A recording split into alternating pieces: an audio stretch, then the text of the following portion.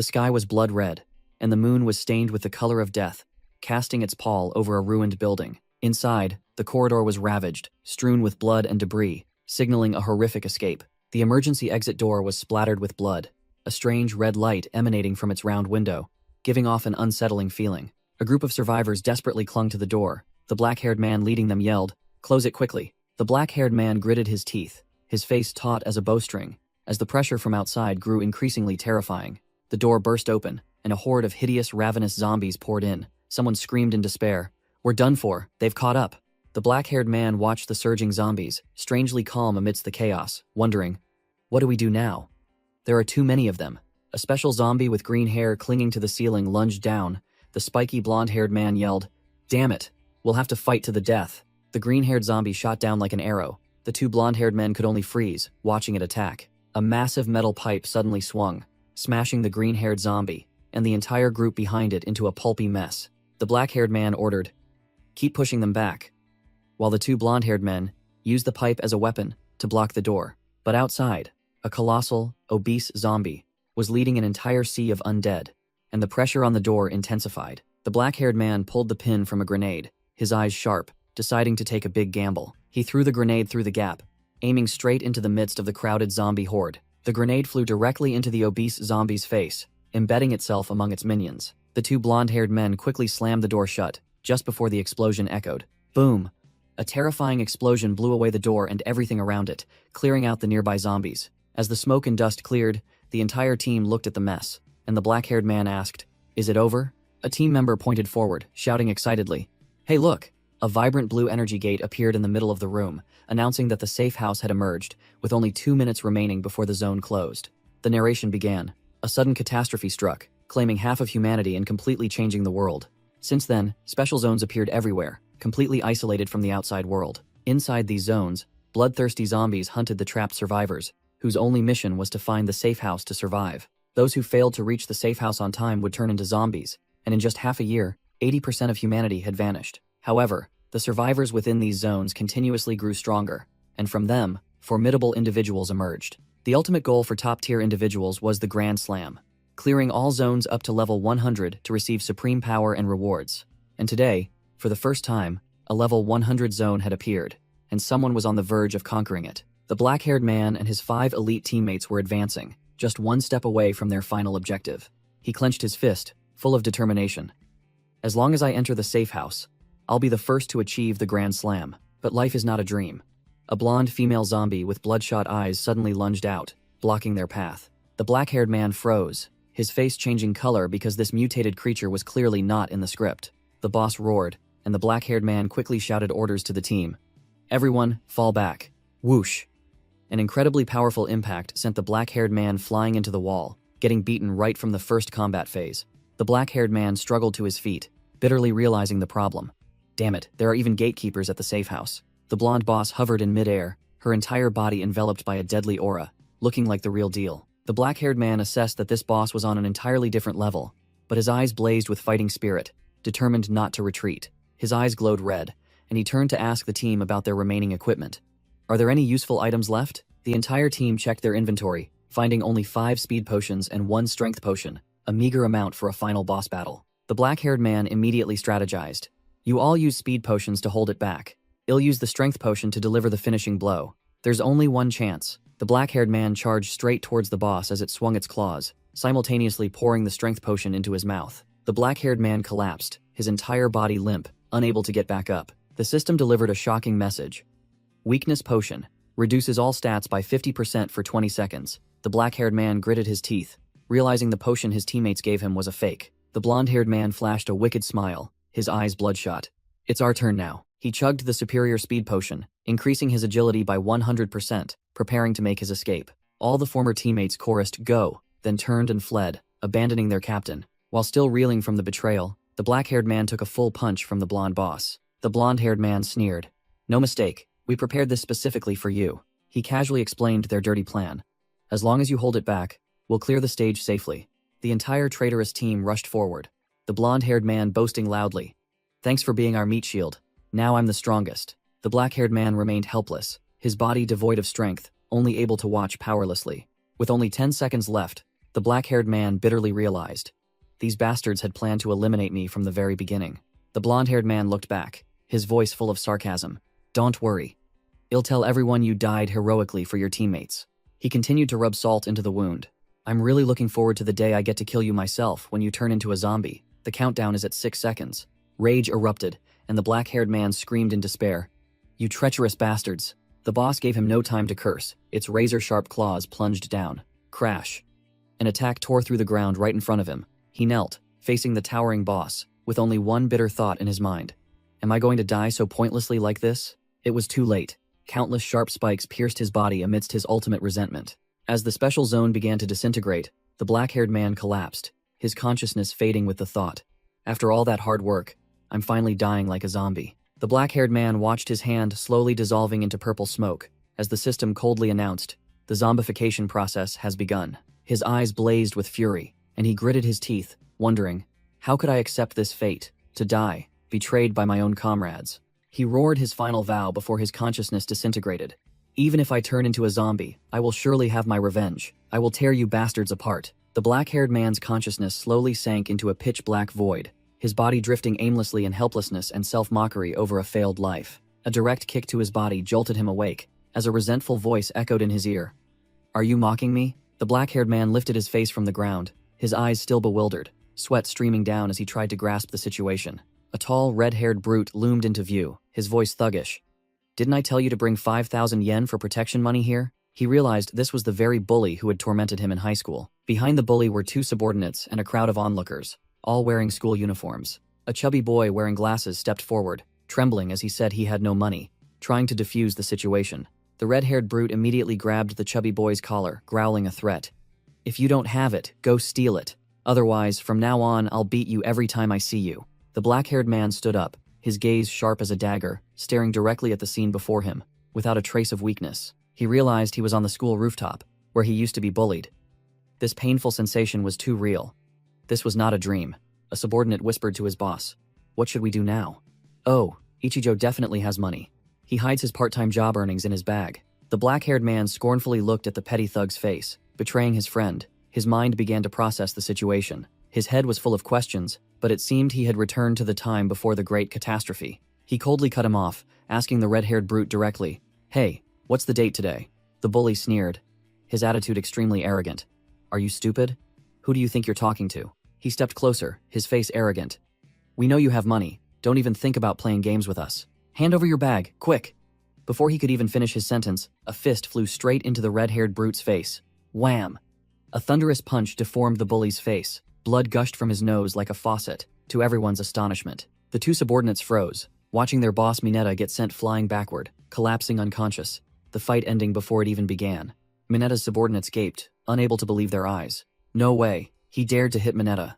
The entire group of petty thugs froze, completely shocked by the unbelievable turn of events. The black-haired man clenched his fist, feeling the power from his previous life still intact, and thought to himself, it seems this life, I won't end up as a good-for-nothing anymore. Recalling the past, Mineta Ippei, a third-year bully, specialized in extorting money under the guise of protection fees. Being an orphan, and having to work part-time to make a living, he was the perfect target for these bastards. The bully growled. Didn't I tell you to bring the protection money here? Even though he had just paid 2 days ago, he realized, as long as Mineta targeted him, the others would safely stand by and watch as if it were a play. Before, he would only tremble when Mineta yelled, Answer me quickly, you trash. But now it was different. The black-haired man coldly repeated his question, while Mineta could only clutch his face and groan. You bastard! The surrounding students began to whisper, panicked. Ichijo dared to hit Mineta. Is he crazy? That guy is definitely dead. Seeing their boss defeated, the two subordinates yelled, What are you doing? Go get him! Then charged to attack. But their skill was merely amateurish. The black-haired man easily dodged their attacks and delivered a devastating elbow strike to one's nape. The subordinate fell face first, unconscious on the spot. The remaining two froze for a second time. What the hell is this? This combat experience was not acquired naturally. He had to train relentlessly to survive in the apocalyptic world. He had endured countless sleepless nights, hiding and sneaking amidst hordes of the undead to survive. Countless near-death experiences had left his back covered in battle scars. The remaining subordinate yelled, You're getting too cocky, then threw a punch straight at his face. Too slow. The black-haired man easily blocked it and delivered a thunderous uppercut. The two subordinates lay sprawled. One fearfully backed away, his voice trembling. "Don't come closer." While the black-haired man realized that humans were even more terrifying than zombies, the black-haired man gave the last one no chance, charging with a decisive punch, telling himself, "I won't let this opportunity slip away. This life will be different." Ichijo coldly swung a finishing punch at the last petty thug. Wham! A crushing blow sent the subordinate flying, instantly knocked out. Mineta regained consciousness, his face pale, seeing his two subordinates wiped out in an instant. Ichijo's eyes blazed, and he swore he would make these scumbags pay for what they did in his previous life. The chubby student froze, unable to believe Ichijo was so strong. It must have been a fluke. Mineta deluded himself, thinking it was just some amateur moves picked up from the internet. He roared, "Die!"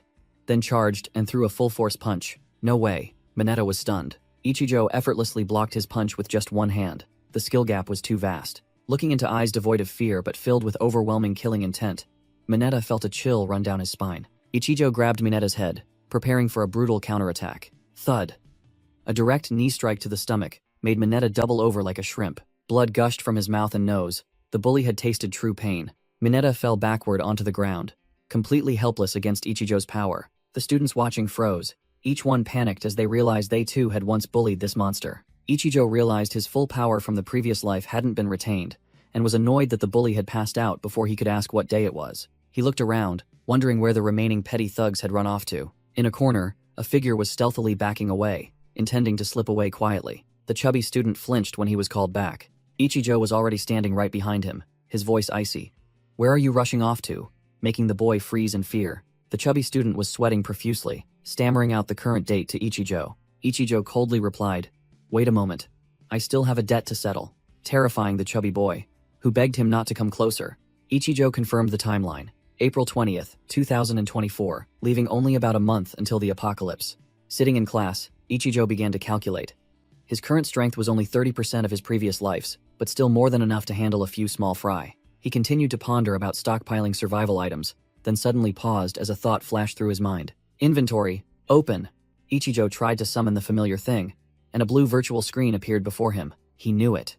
His inventory from his previous life had returned with him, even though it had been reset to level 1. He recalled the day the apocalypse struck, when special zones appeared all over the world. Society completely collapsed, and humanity was plunged into extreme fear with nothing left to protect them. Survival became the greatest challenge, as people slaughtered each other to fight for resources. In response, the system granted all of humanity a level 1 inventory, a personal storage space. The inventory could hold anything, but because time inside was frozen, it couldn't store living creatures. In his previous life, Ichijo had frantically grinded to expand his inventory to the size of a basketball court. Now, even though it was only level 1, it was still a huge advantage for a regressor like him.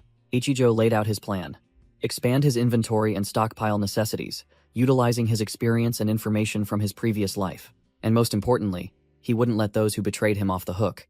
This time, he would have his revenge. The scene shifted to a dark alley, where a purge was underway. A muscular blonde man swung a baseball bat, smashing his opponent who lay slumped on the ground. The blonde man smirked.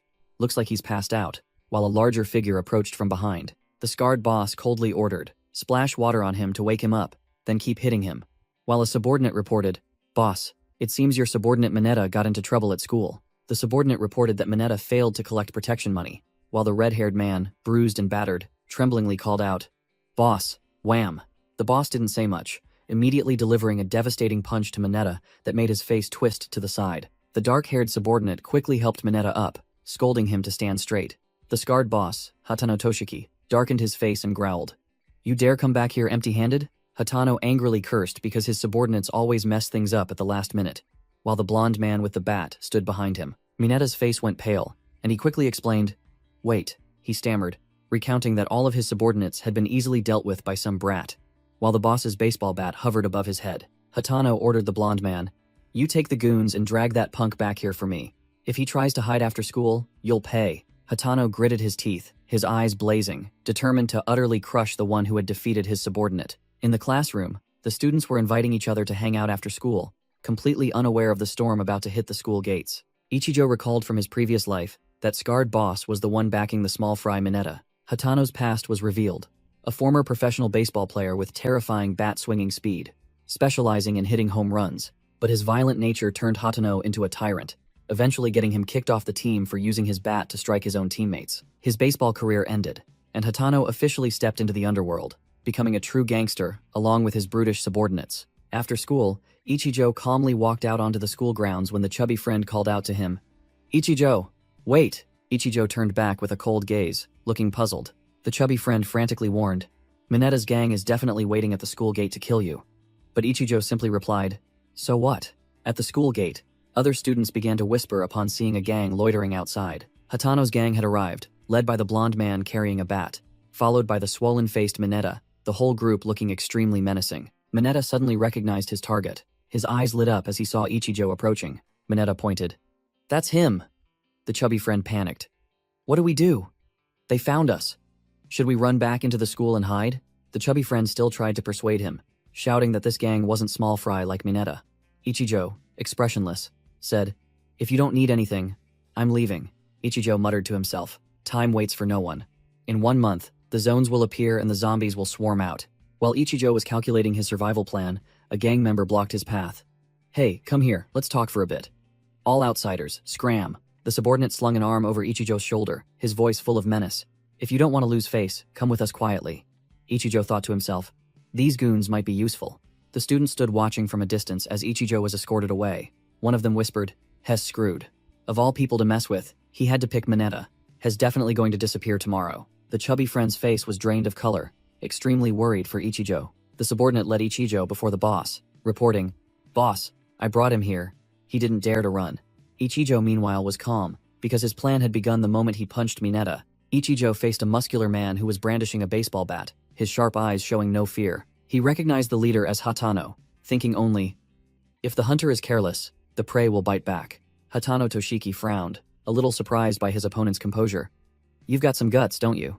Mineta, his face still swollen, stepped forward to taunt. You're just pretending to be calm, aren't you? You're scared out of your wits, aren't you? The entire gang surrounded Ichijo, and Mineta continued his trash talk, kneel and apologize, and we'll let you off. Otherwise, don't even dream of going home. The subordinate from earlier again put his arm around Ichijo's shoulder, sneering. Do you even know who you've provoked? You'd better have at least 1,000,000 yen ready. Wham! Before he could finish his sentence, the subordinate took a devastating punch to the face from Ichijo. The subordinate's eyes widened in horror, completely unable to believe he had just been attacked so swiftly. The blonde man with the bat roared, You bastard! Then swung his bat straight at Ichijo's head. Ichijo lightly ducked, effortlessly dodging the powerful bat swing as if it were a joke. Without giving his opponent time to recover, Ichijo unleashed an incredibly swift leg sweep, causing the blonde man to lose his balance and drop his bat. The baseball bat clattered to the ground. Ichijo stood firm, and the situation had completely turned. The bald wrestler loomed up behind Ichijo, exuding murderous intent like a boss about to unleash an attack. The wrestler grabbed Ichijo tightly from behind in a terrifying chokehold, roaring, Stay still. The entire gang surrounded them, the boss ordering them not to let Ichijo escape, while another thug swung a bat, threatening to break his legs. Ichijo glanced down. The baseball bat of the thug he had just defeated lay right by his feet. Without a wasted movement, Ichijo used the tip of his shoe to kick the bat into the air. He snatched the bat and thrust its butt directly into the face of the bald man holding him, blood splattering.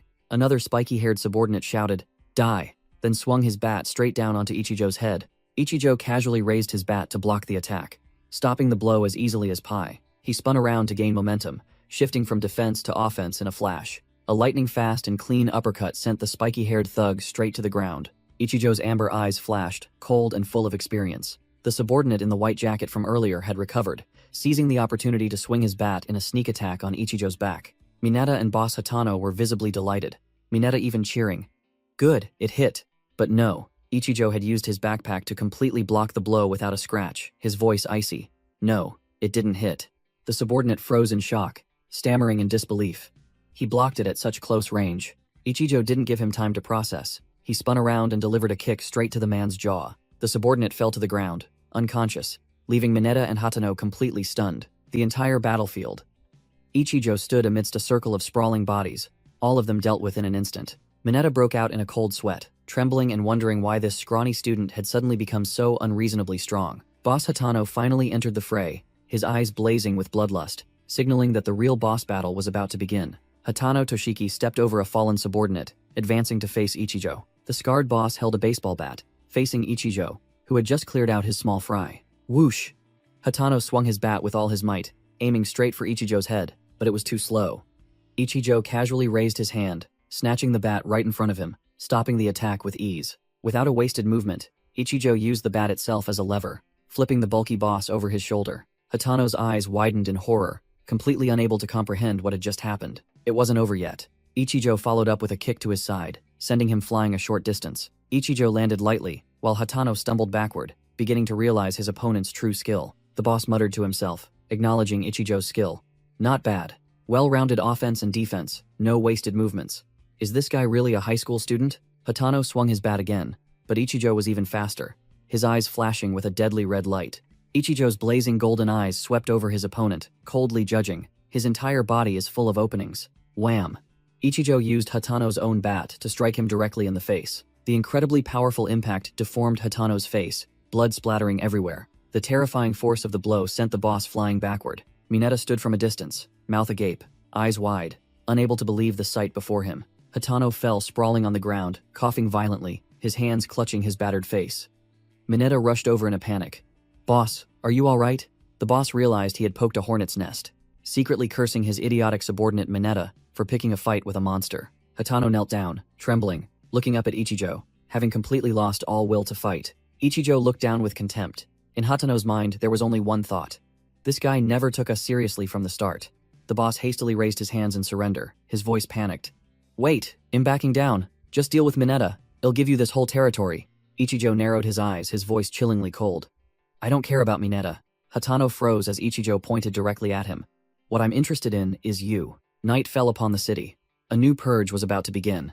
In a VIP room, a muscular, gray-haired boss was reveling with a group of girls when he heard that Hatano had been beaten by a mere high school kid. Hatano, his face bruised and battered, begged the gray-haired boss to eliminate Ichijo, but the price was 1/3 of his territory. Hatano was furious at the forced price, but the gray-haired boss sneered, reminding him that he was the one begging for help. Hatano recalled Ichijo's threat.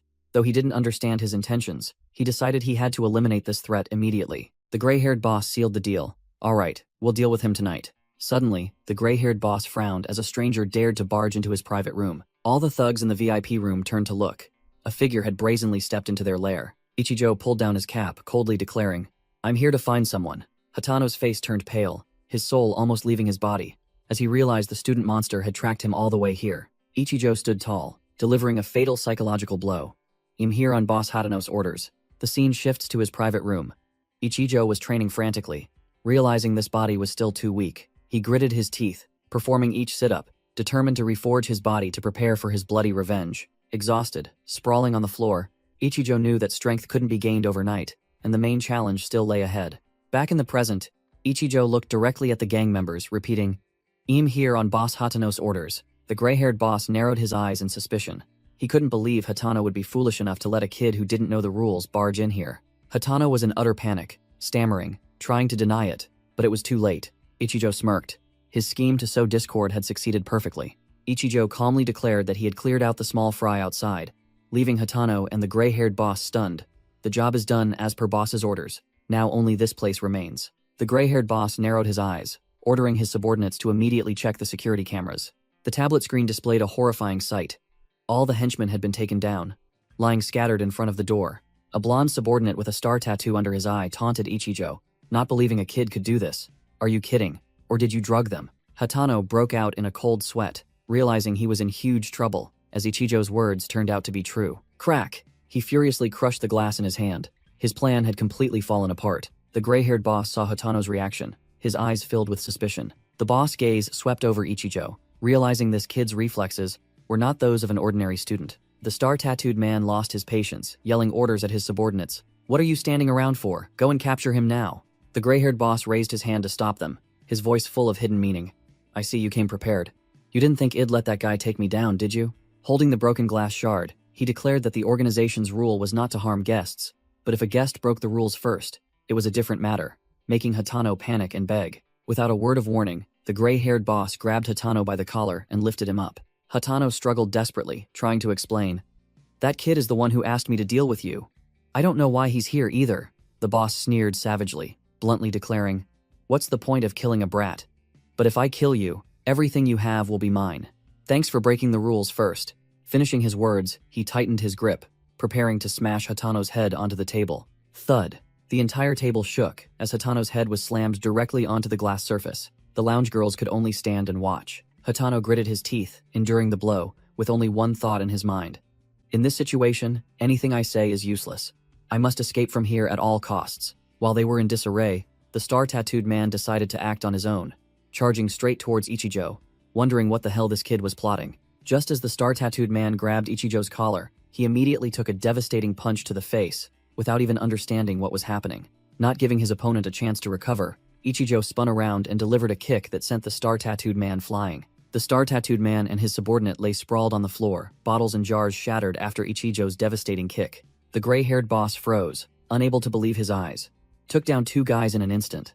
Not a single wasted movement. Ichijo calmly adjusted his cap, exuding an overwhelming aura that made the boss wonder, what kind of monster is this guy? A brown-haired henchman, seeing his comrades hesitate, immediately yelled, "What are you standing there dumbfounded for?" The entire group of thugs, brandishing weapons, rushed forward, shouting, intending to overwhelm him with numbers. "Hurry up, deal with him." The brown-haired man swung his fist straight at Ichijo's face, thinking this time he was sure to land a hit. Ichijo lightly raised his hand, blocking the thug's punch with utmost ease. Wham! A direct palm strike to the face sent the brown-haired man's head snapping back, his face contorted. Ichijo glided forward with the speed of a gust of wind, approaching the crowd. He charged straight into the pack of wolves, delivering a thunderous punch to the gut of a burly man, making him double over. Another man seized the opportunity to tightly hug Ichijo from behind, yelling loudly, "Got him! Hurry!" The blonde man holding an iron pipe roared, swinging his weapon, intending to smash Ichijo's head. It's over. Thinking too simply. Ichijo used the man hugging him as a shield, and at the same time, delivered a kick that sent the pipe-wielding man flying. The blonde man, not giving up, grabbed a glass bottle, yelled, "Take this," and charged in again. Ichijo didn't bother to dodge, grabbed the blonde man's arm, then slammed the bottle straight onto the head of the man holding him. Crash! The bottle shattered, and the human shield could only freeze and endure the attack. Taking advantage of his opponent's dazed state, Ichijo spun around and delivered a devastating kick to the shin of the man still holding him. The thug gaped, letting out a pathetic scream as his leg bone cracked. Without a second's rest, Ichijo thrust his elbow into the face of another man charging from the side. Ichijo single-handedly fought through the encirclement. With each strike, another man fell, turning the group assault into a spectacular solo performance. The gray-haired boss broke out in a cold sweat, unable to believe his eyes. Are you kidding? He single-handedly wiped out almost all the small fry? Looking at the battlefield littered with bodies, the boss realized that if things continued this way, he would also be eliminated, and was determined to kill that kid no matter what. Ichijo turned around, his eyes, sharp as daggers, locked onto the final target. Hatano Toshiki, in a panic, tried to grab the gun on the floor, but the gray-haired boss grabbed his arm, stopping him and roaring. "Hatano, what the hell are you doing?" Hatano growled, arguing that using a gun on a student was unacceptable. The gray-haired boss furiously retorted, "He beat you senseless too. Don't get in my way of finishing him off." Meanwhile, Ichijo finished off another man, while calculating that keeping Hatano alive would be more beneficial to him. The gray-haired boss decided to change targets, roaring, "Then I'll kill you first," leaving Hatano stunned, unable to believe a kid could corner him like this. Hatano realized all escape routes were blocked, and that student kid was now his only lifeline, so he lunged forward and tightly embraced the boss. Unexpectedly obstructed, the gray-haired boss stumbled and fell backward. He fell sprawling on the floor, his eyes suddenly lit up as he saw a pistol within reach. Without a moment's hesitation, he snatched the gun, letting out a savage roar, "Die!" Hatano was utterly terrified as he saw the dark muzzle of the gun pointed at him. The gray-haired boss laughed maniacally, smugly thinking that only 2 people dared to mess with him. Whoosh! A devastating kick from Ichijo flew straight into the boss's jaw, accompanied by a cold declaration, "Your territory is mine." Hatano panted, slumping onto the sofa, looking at the gray-haired boss lying unconscious on the floor, muttering, "That kid took down not just me, but this entire group, all in one day." Ichijo coldly asked, "What do you think?" leaving Hatano bewildered and confused. Ichijo reminded him of their conversation from earlier that day, explaining that Hatano had no way out with the organization, and the reason he chose him was simply because I happened to meet you first. Hatano bitterly acknowledged his luck, then looked at the battlefield and asked Ichijo how he intended to clean it up. Immediately receiving the answer, "Turn it into your territory. I told you I'd elevate you." Ichijo laid out his plan. Hatano would step up as the boss, while Ichijo would operate in the shadows because appearing publicly at this time would be very inconvenient. Ichijo declared bluntly, "I will expand my influence, elevate you, and drain all the funds from your organization. I need a lot of money." Hatano looked dumbfounded, unable to believe his ears. "What?" Frustrated, Hatano poured a drink, muttering that nothing he said now would change the situation. He emptied his glass, deciding to bet on this crazy kid. I'll drink to your plan. Ichijo coldly reminded him of a harsh truth. Did you forget? I'm still a high school student. Do you have money? Ichijo asked directly, leaving Hatano dumbfounded. Hatano thought bitterly to himself, never imagining a day would come when a boss like him would be extorted by a kid. He pulled out a small bill and handed it to Ichijo. This is all I have on me. If it's not enough, I'll get more. Ichijo simply replied, just enough for a taxi. Hatano screamed silently, unable to believe he was partnering with a kid who couldn't even afford a ride. Ichijo began outlining his plan, asking about the gang's structure. Including this place, how many allies and how much capital do you have? Hatano revealed information about his rivals, pointing at the unconscious gray-haired boss. There are about 50 guys at Hiraguri's place. They specialize in cleaning up trouble, better quality than my men, he continued. Hiraguri's crew is also armed with firearms by the organization, while my own faction only has 30 men. But if we merge, our forces will double. Ichijo asked about money, and Hatano admitted that both he and Hiraguri were small fry, not receiving much funding from the organization. Hatano explained about the top brass. Crane Ren handles the nightclub sector, Kawase Teruhisa manages the bodyguards, and the final boss, Kurosawa Tatsuya, controls all the funds. Ichijo reassured him with sharp eyes. Don't worry. I'll soon put you in that position. Hatano sighed, thinking himself foolish for once, thinking this kid would get scared and retreat. Ichijo suggested exchanging contact information, but Hatano replied nonchalantly, I don't have a phone. Hatano was speechless, slumping his face onto the table. You don't even have a phone? How poor are you? Seriously? Before leaving, Ichijo asked. These guys are just unconscious. Can I leave them to you? Hatano affirmed confidently, declaring he had called his men and would manage these defeated thugs strictly. Hatano, his face swollen, sat on the sofa, staring at Ichijo. What the hell? You're here. Hatano's subordinates had just arrived, freezing when they saw Hiraguri's entire gang sprawled on the floor like trash. Mineta, the red-haired bully, now a subordinate in the gang, gaped when he saw his old classmate. Ichijo, what are you doing here? Ichijo coldly turned his back and walked away. Well, see you later. But Hatano quickly called him back. Wait, Hatano called out loudly, ordering Mineta. Mineta, come here for a moment. Ichijo turned back, naturally holding out his hand. You just got a phone, right? Lend it to me. Mineta, his face still bewildered, obediently pulled out his phone and handed it to his new boss. Hatano snatched the phone and handed it to Ichijo. Use this, all the contact information is in here. But Ichijo replied nonchalantly, I don't really need it. Hatano shoved the phone directly into Ichijo's hand, his voice firm. Just take it. The gang boss put his arm around Ichijo's shoulder, flattering him. Don't be shy, we're teammates now. You're my lifeline, how many men do you need? Ichijo's amber eyes narrowed, exuding a deadly calculation. Ichijo swatted Hatano's hand away, his voice commanding, It's fine, don't overthink it, just follow my orders. Hatano and Mineta stood frozen, speechless at the high school kid's boss-like demeanor. As Ichijo left, a subordinate asked Mineta about his classmate, and received the answer that he used to be a weakling, leaving the entire group in disbelief. Hatano broke out in a cold sweat, recalling Ichijo's terrifying killing intent, and told himself, He's still very cautious. We haven't earned his full trust yet. On the phone screen, a message inviting Mineta to the casino appeared, while Hatano secretly concluded, no matter what, there's no doubt, that guy is truly insane. Night fell on the bustling city street, and car lights swept past. Ichijo walked down the street, hearing people admire someone, and curled his lip in disdain when he heard the word teammate. Two girls were pointing and admiring some celebrity, but Ichijo merely glanced at them with indifferent eyes. Ichijo affirmed his unwavering goal in his mind. I don't need teammates. I only have one goal. In the middle of the city night, Ichijo looked up at an advertisement screen, and only one word echoed in his mind, revenge. On the screen, Ijuin Nozomi, the son of the chairman of a top 10 global corporation, was speaking confidently. Ichijo recalled that this was the one who first analyzed the laws of survival after the catastrophe. In the past, Nozomi's corporation used subordinates to collect items, upgrade their inventory, and became absolute rulers when social order collapsed. Ichijo bitterly admitted that with his current student body, he couldn't even get close, let alone seek revenge. Nozomi's smug face appeared in Ichijo's mind. He knew he needed an enormous amount of money to prepare for the catastrophe, and his plan to turn the tables. Ichijo's eyes sharpened, determined to find and exploit opposing forces to weaken his enemies before the apocalypse began. Standing at the bus stop, Ichijo clenched his fists, vowing to return the pain he suffered to Nozomi tenfold. A brown-haired girl stood in front of Ichijo, complaining that he wasn't getting on the bus. Aren't you getting on? I'm in a hurry. Suddenly, in Ichijo's eyes, the girl transformed into a hideous zombie with jagged teeth and glowing red eyes, screaming. His warrior instincts kicked in, and Ichijo immediately retreated into a defensive stance, startling the girl, who didn't understand what was happening. Ichijo gritted his teeth, his inner self screaming. The great catastrophe hasn't even happened yet. Why are there zombies here? Everything around him was still normal. The other people at the bus stop looked at Ichijo as if he were insane. The girl and another male student looked at Ichijo with concern, assuming he was stressed, and quickly walked away. Ichijo clutched his head, wondering if he was hallucinating, when a mysterious voice echoed, "Prepare to begin." He was startled, frantically searching for the source of the voice he remembered hearing when he was reborn. Finding absolutely nothing, Ichijo stood in the middle of the bus stop, with an expression of extreme bewilderment. Suddenly, his vision changed again.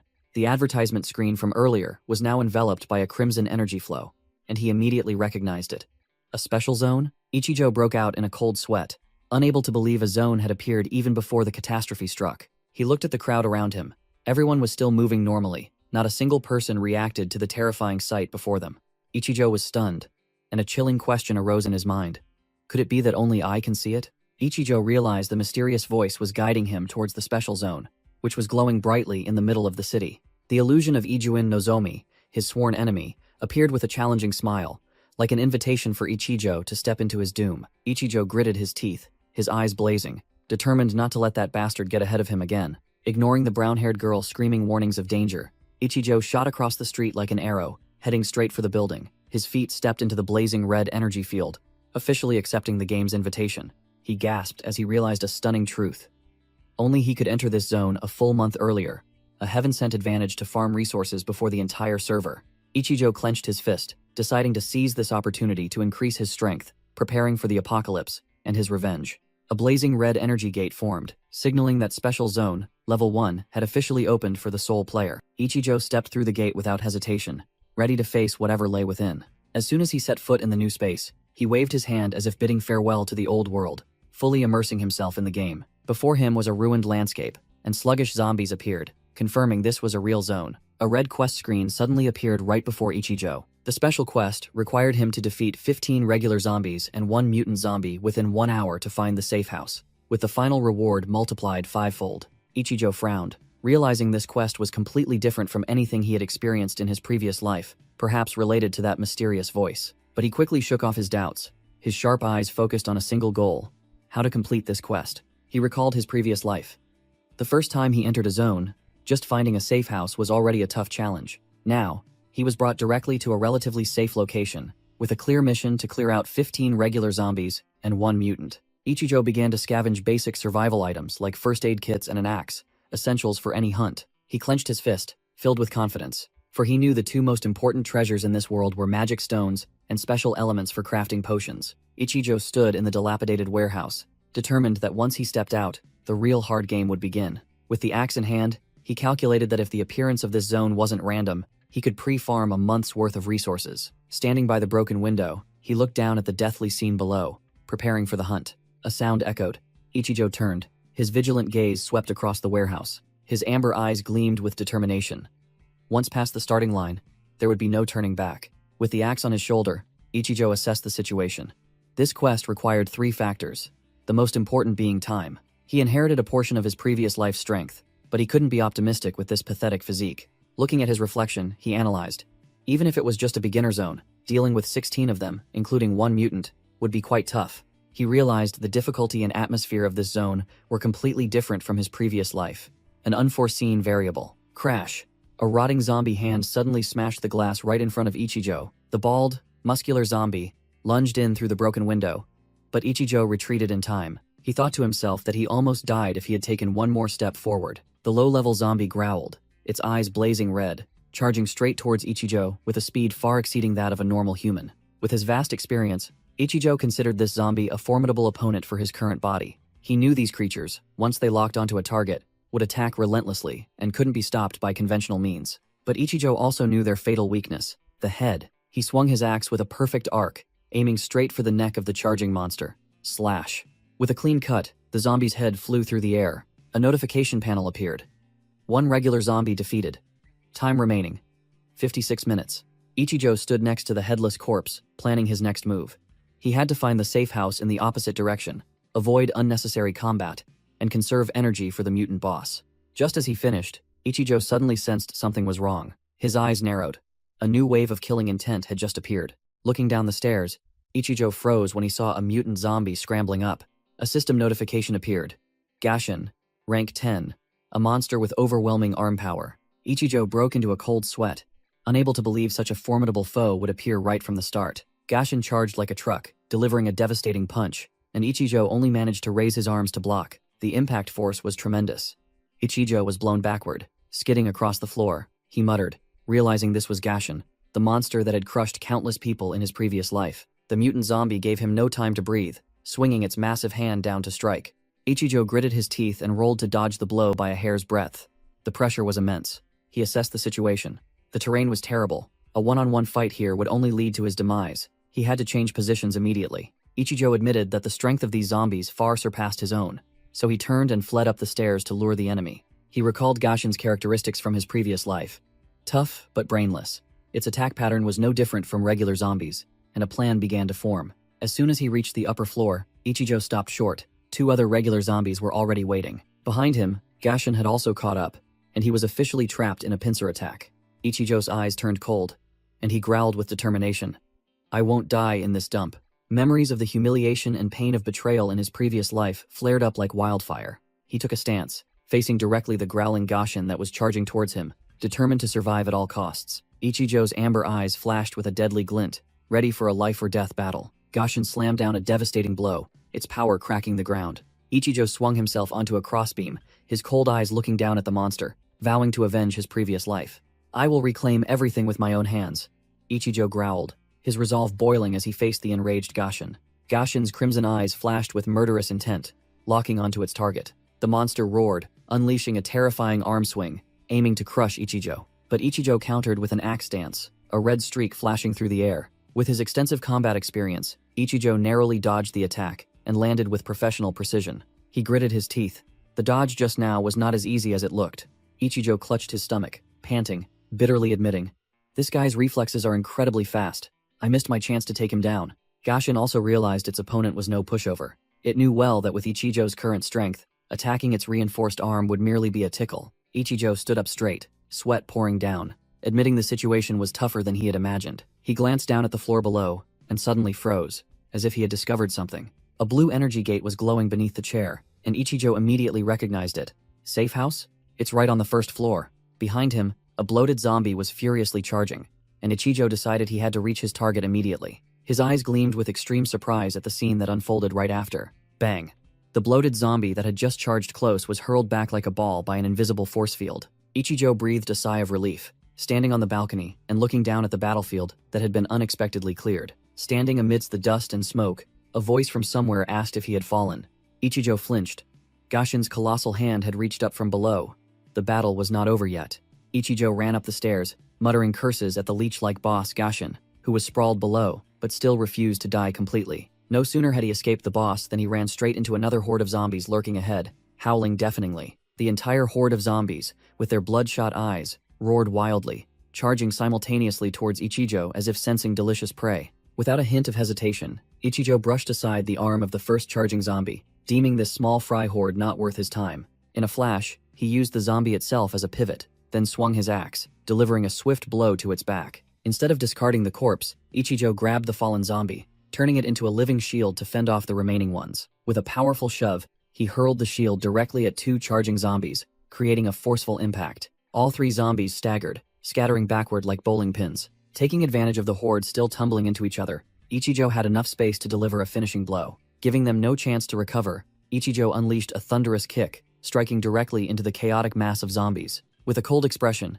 Ichijo tightened his grip on the axe handle, growling a command for the undead horde to stay down. A horizontal axe swing, full of speed and power, decapitated everything still standing within his reach. After clearing out the small fries, a rolling zombie head landed right at Gashin's feet, the boss who had just clumsily crawled up from under the stairs. The boss snatched Ichijo's axe and hurled it back with terrifying force. The axe flew like a cannonball, embedding itself into the ground and creating a small explosion that shattered the tiled floor. Gashin fumed, its face contorted with murderous intent.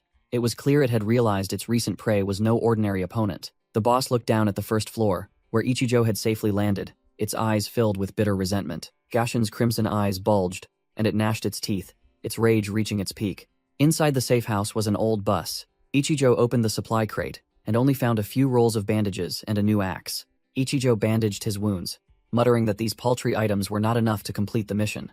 Sitting slumped in the bus, he knew this was the most crucial step, the beginning of his revenge, and he could not afford to make a mistake. He decided he had to escape to the safe house immediately, as far away from Gashin as possible. Suddenly, a loud noise echoed, startling Ichijo, who realized he had been discovered. Outside, Gashin furiously pounded on the side of the bus, determined not to let its prey escape. The monster tensed its body, using terrifying strength to try and flip the entire bus over. Ichijo looked through the window, his face paling as he saw the situation was becoming extremely dire. He spun around, realizing this place was no longer safe. He had to find a way to escape immediately. The bus rattled violently under the mutated monster's power. Crash! The bus window shattered into countless pieces. Gashin's bulging, muscular arm smashed through the glass, reaching directly for Ichijo.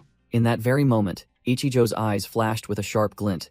This was his chance. Without a second's hesitation, he swung his axe, aiming directly for the old wound on Gashin's arm. He pushed off with his hands, springing backward to maintain distance and reassess the situation, forced to slowly wear down its fighting strength. But the axe in his hand had also reached its limit. It wouldn't last much longer. Gashin roared in pain, its arm severely wounded. Ichijo knew well that mutated zombies, when close to death, would enter a berserk state, their aggression doubling. This monster could now only use one arm. A fatal weakness had been exposed, and if he could disable its other arm as well, this game would be decided. Ichijo plunged his axe straight into Gashin's remaining arm. The monster was stunned by the sudden attack. He used all his strength to drive the axe blade deeper, determined to disable the boss's other arm. But Gashin was no small fry. It unleashed a devastating kick directly into Ichijo's chest. Kicked away, Ichijo fell, sprawling, and the monster immediately stomped on his hand and axe. Ichijo lay flattened on the floor, bitterly realizing that his previous slash was nothing compared to the boss's brute strength. He tried to reach out, but his entire body was paralyzed, leaving him only to watch helplessly as the monster approached. Cornered, Ichijo thought bitterly, "Damn it. If I get bitten, it'll be no different from my previous life, a life as a zombie." In despair, he wondered why he had to go through this hell once more. A mysterious voice echoed in his head, urging him to rise, to seek revenge. Ichijo was stunned to realize that the wounds on his body were automatically healing. A surge of crimson energy enveloped his arm, healing at an unbelievable speed. Gashin roared madly, perhaps sensing the unusual change. The monster lunged, unleashing an earth-shattering punch, but Ichijo managed to roll and dodge in time. Ichijo sprang up, looking at his completely healed body with astonishment. He stood up, his entire body unbelievably healed, and wondered, attacked by the zombie virus without transforming, yet fully recovered? He looked at his bandaged hand, feeling a strange power flowing from within, connected to that mysterious voice. Ichijo realized the voice was very familiar. It seemed to have always existed within him. He suddenly froze as a crazy hypothesis flashed through his mind. The monster Gashin roared, its bloodshot eyes flashing with a spark of recognition. "I remember now." Ichijo dodged Gashin's devastating punch and counterattacked with a kick straight to its bloody arm. He was stunned, realizing the mysterious voice in his head belonged to Tile, the level 100 zombie he had faced in his previous life. Faint memories resurfaced. The image of the female zombie Tile appeared. At that time, Ichijo's mind was filled only with rage and the goal of the safe house. In a flashback, Ichijo in his previous life faced Tile just before being defeated, amidst a collapsing domain. Normally, both should have turned into zombies in the real world, but for some reason, Ichijo was regressed. A crazy thought flashed through Ichijo's mind, his eyes wide with horror. "No way. Is she with me?" He looked at the monster Gashin before him, still unable to believe that hypothesis. In this world? Absurd. But the truth was undeniable. Ichijo gripped the axe handle and accepted the only truth. She is inside me. She merged with me before the domain disappeared. Ichijo swung his axe, realizing everything. Virus immunity, zombie regeneration ability, all thanks to Tile. He gritted his teeth, questioning himself with a bitter thought. So, am I still considered human now? Disregarding philosophy, Ichijo used his bare hands to block Gashin's hammer-like punch. Practical combat was paramount. The monster Gashin was stopped, clearly showing its astonishment at Ichijo's new power. Ichijo stared coldly at the monster, bitterly admitting he was surviving thanks to the power of his sworn enemy. He disregarded his new identity, his sharp eyes asserting, "But if it's for revenge, I don't give a damn." Ichijo roared, fully unleashing and accepting the dark power. "I will give you this body." A crimson energy core burst from his fist. Boom! Zombie power exploded. Crimson muscle fibers shot out from Ichijo's body, blowing Gashin away. Standing amidst the crimson killing intent, Ichijo realized that with zombie power, his revenge plan would accelerate even further. His eyes blazed, swearing vengeance on those who betrayed him. "Hope, and the other 4 of you, just wait." Gashin, the level 10 monster, was now just a mangled corpse lying at Ichijo's feet. Ichijo exhaled sharply, his face smeared with blood, but his eyes remained cold, his hand gripping the axe. Amidst a battlefield littered with zombie corpses, he finally reached the safe house, the reward after clearing the area. A verdant aura from the teleportation gate enveloped Ichijo, preparing to transport him into the safe zone. Whoosh! He was teleported inside, his body enveloped by pure energy. Ichijo immediately recognized it. This was the familiar level 1 safe house from his previous life. And before him was the loot chest. He confirmed, "It seems this area is real, and this is reality." Snap! Ichijo didn't hesitate, flipping open the lid of the loot chest. He picked up a beginner magic stone, his sharp eyes confirming it was definitely genuine. Fully opening the chest, he smirked. This time, the reward was much better, 5 times greater than in his previous life. Ichijo calculated. The area appeared earlier than expected, but can the items be used like in my previous life? A level 1 inventory. 5 beginner magic stones should be enough to reach level 3. He shouted, "Open inventory." A virtual screen appeared, and he began the upgrade process. The system announced, "Consume 2 magic stones to reach level 2. Consume 3 magic stones to reach level 3. The inventory screen appeared, upgraded and expanded with 5 additional slots. Upon completion, the system announced, "Leaving area," teleporting Ichijo back to the real world. Ichijo stood on the rooftop, muttering, "Just as expected, magic stones can be used. The next few months will be crucial." He realized that not only the loot but also the bonus stats gained from clearing the area were 5 times greater. And he had one more thing to confirm. In his hand was a special crystal containing the zombie virus, which could be used to craft various medicines. While deep in thought, he suddenly heard a girl's scream. "Let me go, you pervert." His gaze immediately shifted. Ichijo held the virus-containing crystal in his hand, his sharp eyes calculating his next move. He smirked, a confident smile of one who held the future in his palm. In the middle of the street, a pervert was harassing a young girl, muttering sick words, while Ichijo quietly approached from behind. Wham! Without a word, Ichijo delivered a punch straight to the pervert's face, leaving him dazed. The man furiously yelled, "Hey you, watch where you're going." But Ichijo merely walked past coldly, treating him as if he were invisible. The pervert scurried away, while the rescued girl only managed to call out once before also leaving. The pervert slunk away alone, grumbling resentfully.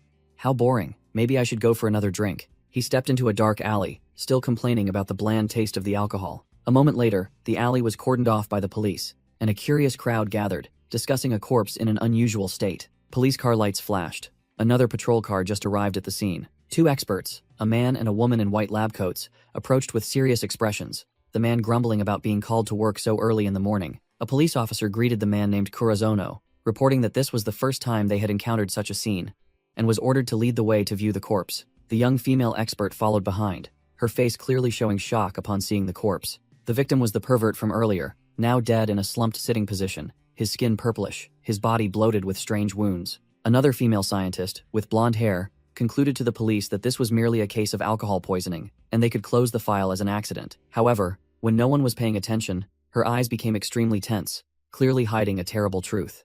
A close-up of the corpse's hand showed it twitching slightly, while a faint red energy began to gather. The female investigator Natsume Etsuoka secretly hid a small piece of evidence in her hand, but Kurozono called her away when the work seemed to be finished. Natsume tried to argue that this wasn't normal blood, but Kurozono brushed her off.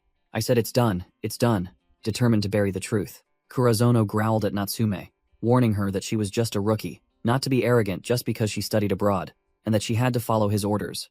He asserted his authority, pushed the curious crowd aside, and yelled loudly, "Get out of the way!" Natsume still couldn't believe the hasty conclusion, but Kurozono coldly replied, "That's a different matter." Natsume mumbled about the witness's testimony, that there was a minor altercation between the victim and a student, her gaze inadvertently meeting Ichijo, who was lurking in the crowd. Ichijo merely smirked, indicating that everything was part of his plan. He thought to himself, his purpose in coming here was to confirm whether the zombie virus would turn people into the undead before the apocalypse, and it seemed he had his answer. The pervert's corpse remained just a corpse, proving that there would be no transformation into a zombie until the official start of the end of days. And his second important goal was to recruit that genius female scientist to his side. A line of text appeared, introducing her identity, the genius Natsume Etsuoka. In Ichijo's flashback, in her previous life, Natsume was an exceptional pharmacist, creating powerful enhancement drugs from energy stones, but her insatiable curiosity ultimately led to her death. Ichijo's resolve was firm. In this life, I will definitely make her my comrade to obtain those drugs. Back in the present, annoyed by Kurozono's arrogant attitude, Natsume decided to investigate the case herself. No sooner had she finished speaking than a voice echoed right behind her. "Hello." Natsume startled and turned around, facing Ichijo and asking directly, "Who are you?"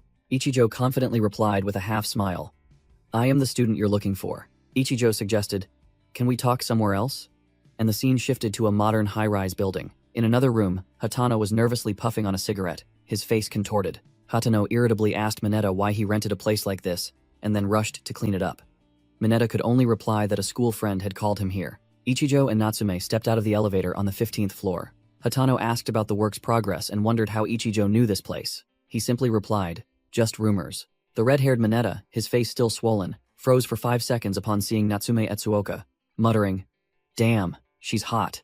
Natsume was overwhelmed by the luxurious laboratory, never expecting such a place to exist. Ichijo casually told her that the cleanup was done, and she could test the equipment herself. Ichijo thought to himself, this was the very laboratory she had used in his previous life after the apocalypse, a place long abandoned. Ichijo turned to tell Hatano to wait outside, because he needed to speak privately with the girl, leaving the gang boss bewildered. Hatano Toshiki watched them, his mind reeling, unable to guess what Ichijo was planning, even suspecting it was a sophisticated honey trap. Natsume was still engrossed with the machinery when Ichijo cut her off, saying they should get straight to the main topic. Ichijo casually put his hands in his pockets, preparing to play his trump card. He pulled out a sparkling azure energy stone and declared bluntly, he died because of this. Natsume Etsuoka's eyes widened and her mouth dropped open, stammering, what in the world is this? Driven by her scientific instinct, she reached for the stone to examine it, but Ichijo raised his hand high, coldly stating, not yet. Natsume angrily shouted, warning him not to touch important evidence with bare hands, declaring that she would definitely analyze its structure. Regaining her composure, Natsume questioned Ichijo why he told her and brought her here, certain that he had some ulterior motive. Ichijo's amber eyes gleamed with absolute confidence. Ichijo extended his hand as an offer. As expected, you are very intelligent. I need your help to analyze this stone. Natsume hesitated, suggesting that Kurozono was the suitable person, not a mere intern like herself, even as her hand already held the stone placed in a petri dish. Ichijo began to show off, rattling off Natsume's profile. A medical genius, studied abroad since middle school, won numerous awards, and just returned to the country as an intern. Natsume realized this guy had thoroughly investigated her, not just sought her out randomly. She got straight to the point. So, what do I have to do? Ichijo confirmed. Of course. Ichijo got straight to the point, his eyes sharp. From now on, this is top secret. Before I speak, I need to confirm if you want to become our comrade. He laid out an enticing offer. Join and get full access to the lab, unlimited energy stones, all research costs covered, and you will see a completely different world. Refuse, and it's game over. The conversation ends. With that, he pulled out a chair, a powerful gesture of invitation. Without wasting a second, Natsume immediately placed the energy stone under the microscope to begin her work. She made a blunt offer. If you give me this stone, I'll accept any conditions. Ichijo smirked. Don't worry about that. Ichijo merely smiled faintly. Everything was within the calculations of a regressor. Natsume was completely captivated by the strange crystal structure. She mumbled, just as I thought. Ichijo began to explain the rules of the game. The stone contains a virus that creates the undead, also known as zombies, and the corpse from the other day was a defective product. He revealed the ultimate goal. The stone has two components, one for mutation, one for enhancement. Her task is to separate them to create buffing drugs with almost absolute purity. Natsume was heavily shocked to hear that the corpse would move. Ichijo coldly confirmed. Yes, sooner or later. Ichijo cut off all questions, assigned the task, and promised to tell her everything later. He had already prepared an apartment on the floor below for her to dedicate herself entirely to her work. Before leaving, Natsume called out, asking for his name. He turned back and dropped a concise reply. I am Shinya Ichijo. Ichijo ordered Mineta to stay and assist Natsume, then left the laboratory with Hatano. In the elevator, Hatano was still bewildered by his new boss's plan. While Ichijo had already finished his calculations, Hatano wondered where they were going next, completely clueless about the upcoming steps. Shinya Ichijo inquired about Hiraguri's situation, confirmed his subordinates had submitted, then dismissed Hatano's cheesy way of calling him boss. As the elevator doors opened, Shinya Ichijo declared firmly with sharp, cold eyes, all that's left is money. He turned to Hatano and ordered, Hatano, get ready. We're about to meet a shark. An old boss, puffing cigar smoke, appeared, introducing the formidable Ren Ogane, a man whose hands were stained with blood since he was 20, stopping at nothing to climb to the peak of power.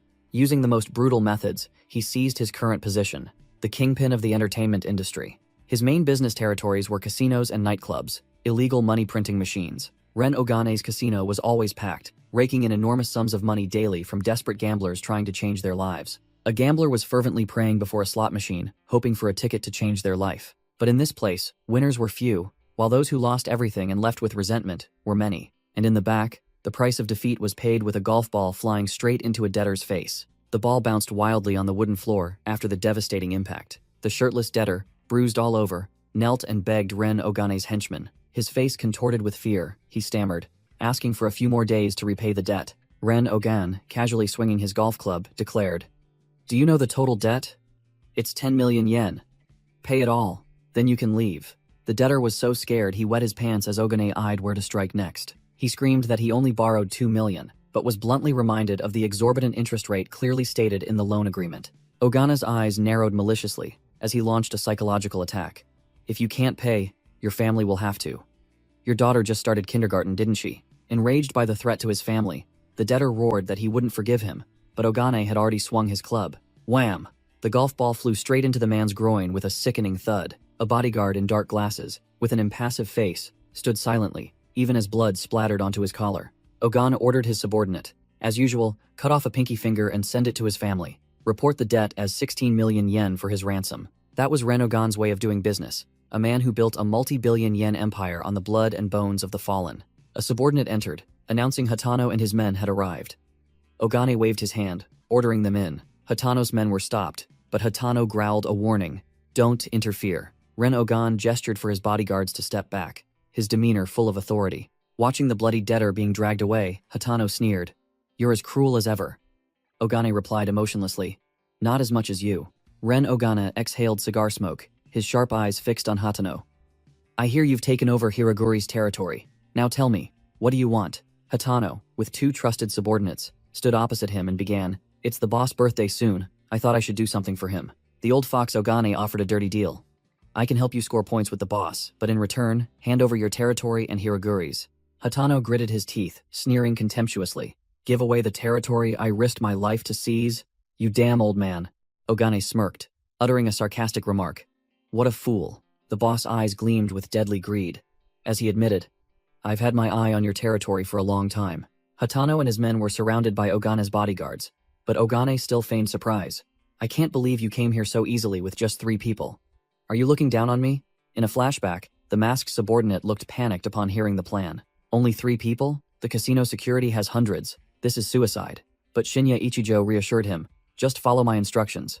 Shinya Ichijo, with an absolutely confident expression, explained the strategy. "No all-out brawl. We'll minimize casualties. Just create chaos at other entrances to buy time, and remember to always be firm when discussing money." Back in the present, Hatano recalled boss Shinya Ichijo's instructions, his voice hesitant, but his eyes determined. I understand." He gritted his teeth, roaring in his mind. "Damn it, I'll do it."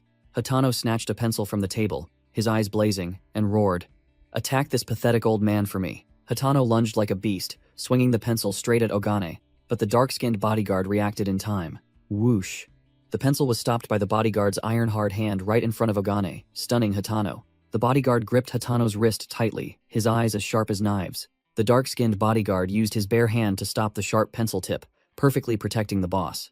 Another of Ogane's bodyguards roared, ordering his comrades, "What are you standing around for? Kill them all." Immediately, Hatano's blue-haired subordinate struck first, unleashing a devastating hook punch to a bodyguard's face. Wham! The unfortunate bodyguard flew backward like a ball, to the astonishment of the others, while the masked subordinate watched in admiration. One of Ogane's bodyguards roared, "You bastard!" then charged to attack. Hatano's blue-haired subordinate casually blocked the punch, growling, "Your opponent is me." The blue-haired man continued to dominate, punching and kicking the bodyguard, roaring, "I've been itching to get my hands on you for a long time. Let me vent my anger on you." Hatano watched, muttering to himself to stay calm. Suddenly, Hatano flinched as he sensed danger. Whoosh! A golf club slammed down right next to Hatano, shattering the table. The masked subordinate stood in front of Hatano, reminding him not to be careless, then said, "Let me handle this one." Step back. He warned that the dark-skinned bodyguard was Ren Ogane's most formidable asset, the reason the old man was so confident. The dark-skinned bodyguard ripped off his vest, grabbed the golf club, and lunged forward to attack. He swung the club, bringing down a devastating blow on the masked subordinate, who was falling to the floor. The masked subordinate glanced up, staring intently at the incoming club. Thud. The club was stopped by a single hand. The masked subordinate had effortlessly parried the full-force attack. The dark-skinned bodyguard was stunned to see his attack blocked so easily. The mask slowly fell, revealing the subordinate's true face. The dark-skinned bodyguard froze, muttering in confusion. "Unharmed? Did I miss?" Hatano asked with concern, but Ichijo merely gave a cold, Ichijo stood up straight, holding the golf club, his face devoid of emotion. He glanced at the bodyguard, uttering a dismissive remark. Compared to yesterday's enemy, this guy is much slower. Ren Ogain ordered the dark-skinned bodyguard, a murderous glint flashing in his eyes. Kill them all. Clang. The golf club and steel pipe segment clashed, sparks flying, their power incredibly evenly matched.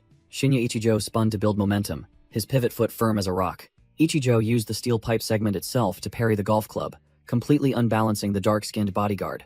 Ichijo's golden eyes flashed, cold and devoid of emotion. Seizing the opening, Ichijo unleashed an extremely fast and vicious roundhouse kick. The dark-skinned bodyguard was stunned, unable to believe the kick's speed. That leg. He roared in anger, intending to swing his club and smash that troublesome leg. I'll chop it off. But it was too late. Ichijo's heel had already connected firmly with the bodyguard's nape. The force of the kick was terrifying. The burly bodyguard was sent flying like a ragdoll. Thwack. With a single, devastating kick, Ichijo sent the bodyguard flying straight into the wall. Ren Ogane, sitting far away, gaped, unable to believe his eyes as he watched his ace be defeated. Ichijo stood upright, holding the broken pipe segment, his knife-sharp gaze sweeping towards the old boss, making Ogane stammer, "Impossible. Absurd." The old boss began to sweat coldly, grabbing his phone and yelling, "Hey, haven't the reinforcements arrived yet?" The door burst open, and Hatano Toshiki and his aggressive subordinates stepped in, declaring, "Boss, sorry to have kept you waiting." Ren Ogane was furious, roaring, "Why are there so few people?" One of Ogane's subordinates reported breathlessly, "All roads leading to the casino are inexplicably blocked. Reinforcements cannot arrive immediately." The boss turned to Ichijo, his voice trembling. "What the hell is going on? Was it you who did this?" Ichijo calmly replied, "Yes. Quite unfortunate, isn't it?" Ogan lost all composure, yelling at his remaining subordinates. "What are you talking about? These small fries don't need many men. I'll give you 2 million. Kill them all for me." Receiving the order, Ogane's remaining henchmen roared and charged towards Ichijo and Hatano. At the same time, outside the casino, the crowd of gamblers was in extreme panic, screaming loudly, "What the hell is this? It's 7/7. 7/7 is here." Crash. A body flew straight through the casino, slamming into the glass door to everyone's astonishment. Old boss Ren Ogane scrambled to his feet, not understanding what was happening, while the gamblers whispered, "Isn't he the owner here?" The boss looked up, seeing Shinya Ichijo, Hatano Toshiki, and the muscular blue-haired man standing tall like 3 gods. Hatano glanced at the elite bodyguard sprawled across the floor, his heart shaken. He alone wiped out all of them? Hatano quickly regained his composure, stepping forward to reassure the crowd. "It's nothing, just a small disturbance," Hatano declared loudly. "From today, I am the new owner here. My name is Hatano Toshiki. To celebrate, everyone will receive 10,000 chips, so go wild." The gamblers immediately cheered loudly, forgetting the recent chaos, praising their generous new boss. Hatano glanced at Ichijo, thinking to himself, "That's quite extravagant, but I still don't understand why he let me take the spotlight like this." Suddenly, a crowd recognized the person who had just entered the casino. "It's Ijuin. Why is he here?" Hatano faced Ijuin Nozomi, the newcomer speaking first. "I heard there was trouble in the VIP room, so I came to check. Mr. Ogane is my friend, so what is this mess?" Ichijo paid no attention, turning his back and walking away, while Ijuin suggested, "From now on, we can be friends." Hatano quickly placed a hand on Ichijo's shoulder, growling, "Hey, wait a minute. That attitude won't do, will it?" Ichijo's golden eyes flashed with a deadly killing intent. Hatano instantly stiffened, cold sweat pouring out, realizing he had just done something incredibly foolish. The terrifying killing intent emanating from Ichijo silenced Hatano, with only one thought in his head. This killing intent is terrifying as hell. Ijuin looked down at Ichijo, his voice condescending. "You still look like a student, don't you? Can I help you with something?" Ichijo recognized all of Ijuin's henchmen. Minagawa, Ishizaki, Rick, and Iraman were precisely the ones who had betrayed and killed him in his previous life. Boss Ogan crawled over, his voice trembling as he pleaded, "Hope. No, Ijun-kun, save me." He clutched Ijuin's leg, desperately yelling, "I'll pay whatever you want." Ijuin smiled meaningfully, bending down to look at the pathetic old man. Of course, Ijuin Nozomi coldly declared that he had settled the long-standing debt with old boss Ogane, a golf club covered in blood, proof that the debt collection had just been extremely violent. The bodyguard Minagawa stood behind him. Ijuin uttered a concise remark. "It doesn't matter." Shinya Ichijo and Ijuin Nozomi faced each other, the atmosphere as tense as a drawn bowstring. Ichijo grabbed Ijuin's collar, growling a warning. "If there weren't so many others I needed to kill, you'd be gone already. Your life is temporarily spared." Ijuin looked bored, turning his back and walking away. "How boring. Let's go." Called back abruptly, Ijuin's face darkened with annoyance. Ichijo shouldered the golf club, uttering a challenge to the traitors from his previous life. We will meet again. Ijuin gritted his teeth and ordered Minagawa. Investigate that brat for me. Hatano Toshiki stepped forward to reassure the gamblers, announcing that he would soon distribute the promised bonuses. Ichijo thought to himself about Ijuin's group, his eyes burning with hatred. I won't let you die so easily. I'll drag you down to the depths of despair. Hatano anxiously rushed over to warn him. Boss, making an enemy of Ijuin now is very dangerous, his influence. Ichijo waved him off, getting straight to the point. I know. More importantly, what's the casino's revenue today? He ordered decisively while adjusting his clothes. Use all that money to buy gold. Transact on the spot. Hatano was bewildered, unable to comprehend his new boss's plan. Money? What for? Ichijo coldly replied. It's none of your business. Just buy it. Regardless of the price, then deliver it to the laboratory. Ichijo's system panel appeared, explaining that upgrading the inventory after level 10 required an enormous amount of gold, a resource that would become extremely scarce after the apocalypse. Suddenly, Ichijo was startled, his senses detecting something unusual. He sharpened all his senses, realizing immediately. This reaction is from a special zone. Where is it? Ichijo's gaze locked onto a crimson energy surge emanating from a distant building. Over there. Shinya Ichijo stepped into the school. The sky stained a strange red, signaling an ominous sign, and he muttered, Is this a school? The schoolyard still looked normal, students bustling about as if nothing had happened. In the classroom, a group of students was gathered. Among them, a blonde-haired guy acting like a boss. A chubby, moss-green-haired boy wearing glasses stood alone by an empty desk. The chubby boy looked worried, secretly wondering if Ichijo was all right. He was about to place a stack of books on Ichijo's desk when he was stopped. The blonde bully spoke up. That's Ichijo's spot. While the chubby boy thought Ichijo wouldn't come, the blonde guy sneered. Certain. He was dragged away by Mineta. He's probably in the hospital now. He casually took Ichijo's spot, complaining about losing a convenient errand boy. With that, he unceremoniously threw Ichijo's stack of books flying out the window, to the astonishment of the entire class. Just then, Ichijo appeared at the door, his eyes sharp as daggers, and he uttered coldly, Get out before I lay a hand on you. The blonde guy was about to lose his temper, but was held back by his friend, who whispered in his ear, Stop it. He even beat Mineta. The whole class began to murmur, unable to believe that Ichijo, after being dragged away, could still return unharmed. Ichijo approached the chubby boy and asked mockingly, Is my return good news or bad news? Which made the boy flustered as he replied that he was very happy Ichijo had taught Mineta a lesson. The scene shifted to the previous night. Ichijo stood in the silent schoolyard, contemplating the unformed special zone and predicting it would appear tomorrow. Back in the present, a female voice called Ichijo's name, making him turn to look. Amane Miki, the class goddess, approached with a feigned, worried expression, asking if Ichijo was all right. Miki's true thoughts were revealed. She was merely annoyed that she didn't have an errand boy to buy her breakfast and intended to order Ichijo to get it immediately. Miki thought to herself, I thought you wouldn't come back. I was just about to find a new errand boy, Ichijo retorted without a hint of deference. Go buy it yourself, you eyesore, leaving Miki stunned, unable to believe her ears. The cronies began to speak up in defense of the goddess Amane Miki, the blonde guy straining his neck. You bastard Ichijo, how dare you talk to Miki like that? Miki hypocritically tried to intervene, but the blonde guy was still fired up, yelling that Ichijo was looking down on them. Ichijo merely closed his eyes to rest, annoyed at not being left in peace, while Miki flashed a sinister smile, gloating that a good show was about to begin. The blonde guy lost his patience, raising his hand to slap Ichijo. Get out of here. Don't think beating Mineta makes you tough. Bang. Before he could even touch him, the blonde head of the small fry was grabbed by Ichijo and slammed mercilessly onto the desk. Just then, Mineta walked into the classroom, astonished to see Ichijo perfectly fine while the loudmouth was already knocked out. Miki immediately ran over to tattle, trying to incite Mineta to avenge her. You're here for revenge, aren't you? Perfect, teach him a lesson. Mineta shoved Miki's hand away, a clear look of annoyance on his face. Mineta growled, making Miki flinch. Didn't the boss tell you to get lost already? The whole class fell silent, students gaping in disbelief. Boss? Since when? Mineta yelled directly at Miki and the blonde guy who was scrambling to get up. Hurry up and get out. After cleaning up, Mineta turned to ask Ichijo about breakfast, then ordered his bookworm friend to buy food for him. Mineta reported to Ichijo that Etsuoka had tried to call him last night, but couldn't get through, so he had to come to school to check. He leaned close to Ichijo's ear, intending to report Etsuoka's amazing discovery, but Ichijo merely ordered coldly, I know, go back to your seat. The class bell rang. The teacher walked in and began the lecture, and Ichijo thought to himself, this peaceful life is about to end.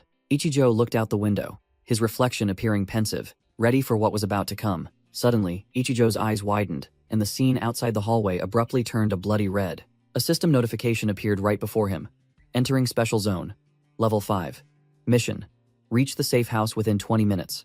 Ichijo felt the familiar sensation of being teleported, something he had taken a while to get used to in his previous life. Standing in the now desolate and blood-stained classroom, Ichijo calmly searched for weapons, picking up a ruler and a set square, remarking, "No recovery items. This zone is harder than last time." Shinya Ichijo stood before the blood-stained door, his mind ready for the race against time. Alright, let's go. The first thing was to locate the safe house, and with his past life's experience, this was his home turf. The biggest advantage in this special zone was that he knew the map by heart, which helped minimize the time spent fumbling around. Ichijo followed the long corridor, heading straight for what he guessed was the objective. He glanced through the window, stopping short at an unexpected sight. What the hell? The safe house was right in the gym, a position exposed to the enemy. And as expected, a horde of zombies of all types, from muscular ones to those in sportswear, were lurking, guarding the objective. Ichijo frowned, knowing that rushing straight in would only lead to certain death. He smirked, well aware there was no way to wipe out this horde in 20 minutes. Suddenly, a guardian zombie lunged down from the ceiling, intending to ambush him from behind. But Ichijo's skill was not to be trifled with. He narrowly dodged as the monster smashed through the glass door and charged in. Without a moment's hesitation, Ichijo used his strength to push the bloated zombie head over heels down the stairs below. Down in the yard, the entire sluggish zombie horde suddenly startled, all turning their heads in one direction. The monsters growled, their glowing red eyes simultaneously focusing on the source of the sound. Looking down from above, Ichijo realized something was amiss. Why are they suddenly moving? The zombies swarmed around the corpse of their fallen comrade, clearly attracted by the sound. Ichijo immediately had an idea. I see. If I can lure them away from the safe house, then completing the mission within 20 minutes is entirely within reach. His gaze quickly swept and stopped at the secluded stairwell, the only place enclosed enough to create a sufficiently loud noise. The plan was clear. He just needed to reach that spot to herd the entire zombie horde elsewhere. Target locked. The broadcasting room, its door splattered with blood. Inside the empty room, Ichijo mused. Just one push, and I can herd the entire horde out of the safe house. Clutching his ruler, Ichijo headed straight for the broadcasting room. The hallway stained crimson. Standing before the window, he wondered if he still remembered the layout of this dilapidated school. His regressor's mind sprang into action, a 3D map appearing in Ichijo's head, clearly outlining the route from the central area to Building 4. The plan was clear. Pass through the connecting corridor, go straight to the rooftop of the opposite building, and he would be there. As he moved, Ichijo paused, realizing the muscular zombies below were starting to shuffle off somewhere again. From above, he watched the entire horde of zombies slowly return to their original positions, surrounding the glowing green teleportation gate. Ichijo smirked, a hypothesis flashing through his mind. Are they guarding the safe house? Or is it just a coincidence? He narrowed his eyes, his tactical brain beginning to analyze the monster's behavior. A zombie in a suit lumbered forward, and Ichijo decided to use it as a test subject. Let's test it out on this one. With a whoosh, the suited zombie flew straight through the glass window, free falling from a high floor. Immediately, the entire horde of zombies in the yard simultaneously froze, attracted by the sound. The zombies swarmed like ants around the fallen corpse, confirming Ichijo's hypothesis was entirely accurate. Standing by the broken window, he affirmed, "These creatures are extremely sensitive to sound. They'll chase after any noise immediately." Ichijo assessed the burly zombies in sportswear. The most muscular ones in the horde are elite zombies. He recalled, these were physical education students whose physical strength was already formidable, so when they transformed, they were stronger than regular zombies, though not yet mutated. After checking the source of the sound, the entire horde of zombies slowly shuffled back to their guard positions around the safe house. Having understood the rules, Ichijo walked with a determined expression, his hand gripping his makeshift weapon tightly. Looking at the dark hallway ahead, he knew he had only one chance to succeed. In the blood-soaked hallway, Ichijo told himself, no mistakes allowed. The plan was clear. The decisive moment was when he moved to the broadcasting room. A burly zombie wearing an apron, clutching a shovel, lumbered out of a room. It shuffled along the hallway, bloodstains splattered everywhere, proving it was no ordinary grunt. The zombie turned, its bloodshot eyes sweeping across the doorway, searching for prey. Hidden in the shadows, only Ichijo's glowing eyes were waiting for the opportune moment. Suddenly, Ichijo lunged out, swinging his ruler straight for the zombie's nape. Caught by surprise, the guardian zombie collapsed, its shadow cast long upon the door. Ichijo calculated the time. Only 1 minute left. Whereas normally it would take at least 5 minutes to reach the broadcasting room unimpeded. He clearly assessed the situation. Speed and tactics were the key to winning this race. Ichijo had reached the connecting corridor, a crucial stage in his plan. The door at the end of the connecting corridor, splattered with blood, was the next target. Ichijo cautiously pushed the door open slightly and peered inside, scouting the situation within. He spotted 3 regular zombies loitering in the hallway, an open area with no cover. Taking a detour would waste time. Ichijo had no other choice but to break through directly. He decided to act swiftly and cleanly to avoid making loud noises and alerting the zombies in the main building. Dealt with in an instant. Ichijo lunged like a phantom, swinging his newly acquired weapon straight at the nearest zombie's face. With a single blow, the shovel smashed half of the zombie's face, blood splattering everywhere. After clearing out the small fry, Ichijo stood in the middle of the hallway, gripping the shovel firmly, and muttered, "It seems building 4 will be even tougher." He looked ahead. The stairs leading to the broadcasting room were right at the end of the hallway. Ichijo cautiously opened the door, checking the map before engaging in combat. The long, dark hallway stretched out, not a single zombie in sight, but a pro player's intuition told him something was amiss. He frowned, realizing there was no time to formulate a perfect plan. He'd have to improvise then. No sooner had Ichijo finished speaking than a colossal shadow with glowing red eyes loomed behind the door. Ambushed unexpectedly, Ichijo flinched as the muscular shadow raised its arm. He gritted his teeth, his reflexes immediately raising the shovel to block the blow. Crash! A devastating punch slammed straight into the shovel, with such force that Ichijo was sent flying. Blood spurted from Ichijo's mouth, the shovel plunging into the floor, stopping his fall. He looked up, shocked to see a heavily muscled zombie in boxer shorts.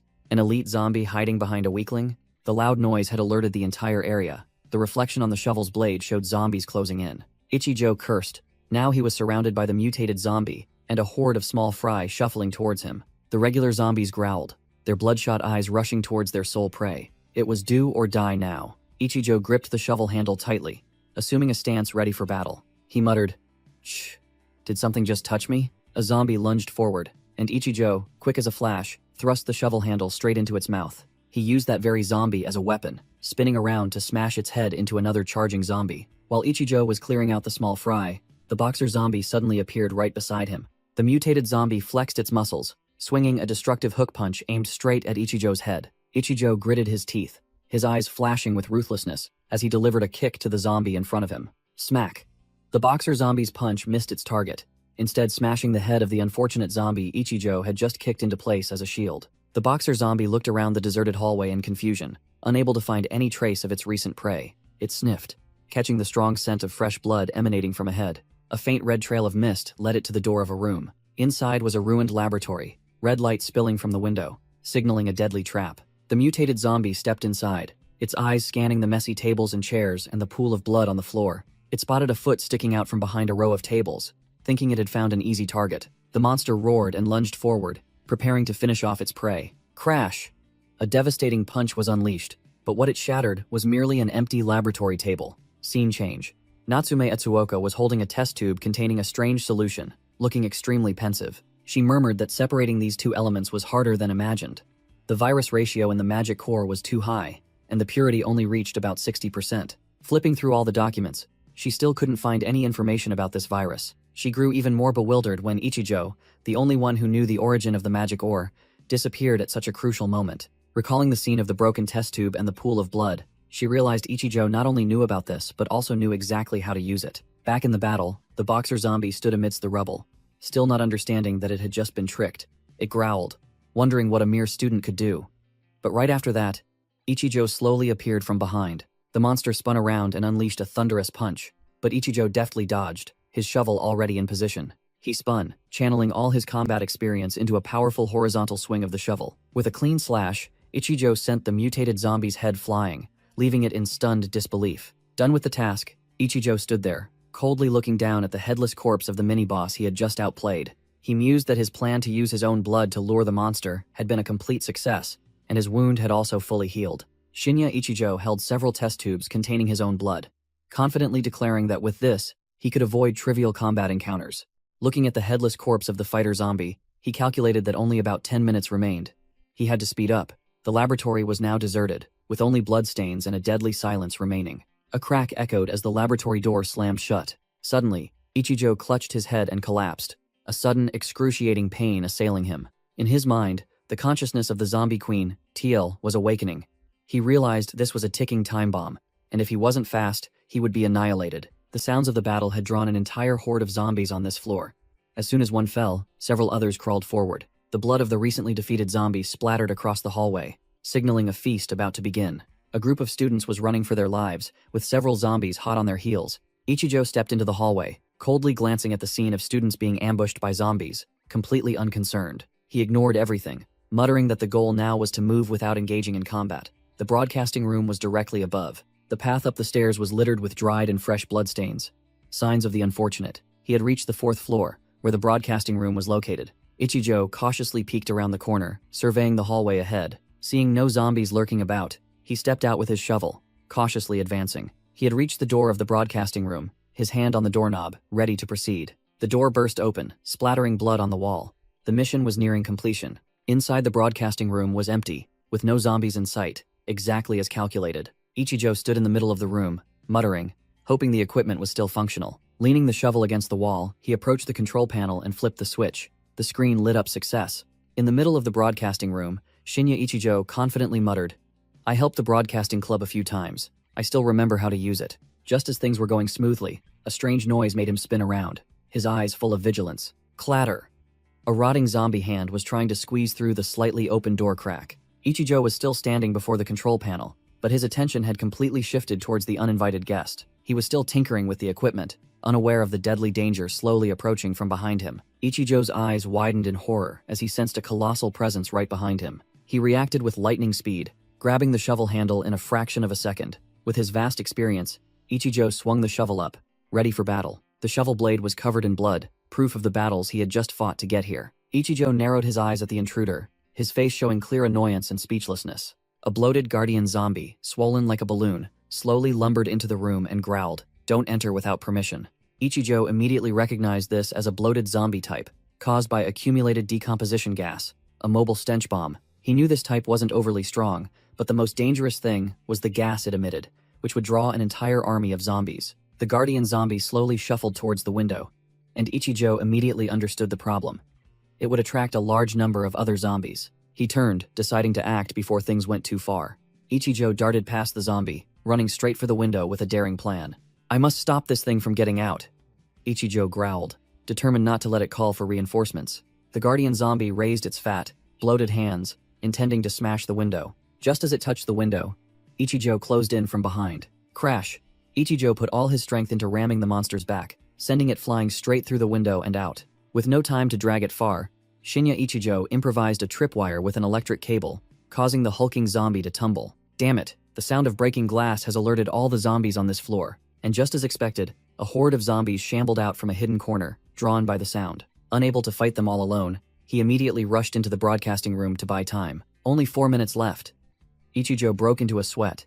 He had to activate this damn system immediately. The zombies lethargically approached, lured by the fresh blood of the guardian zombie, a blonde female zombie appearing to be a formidable one.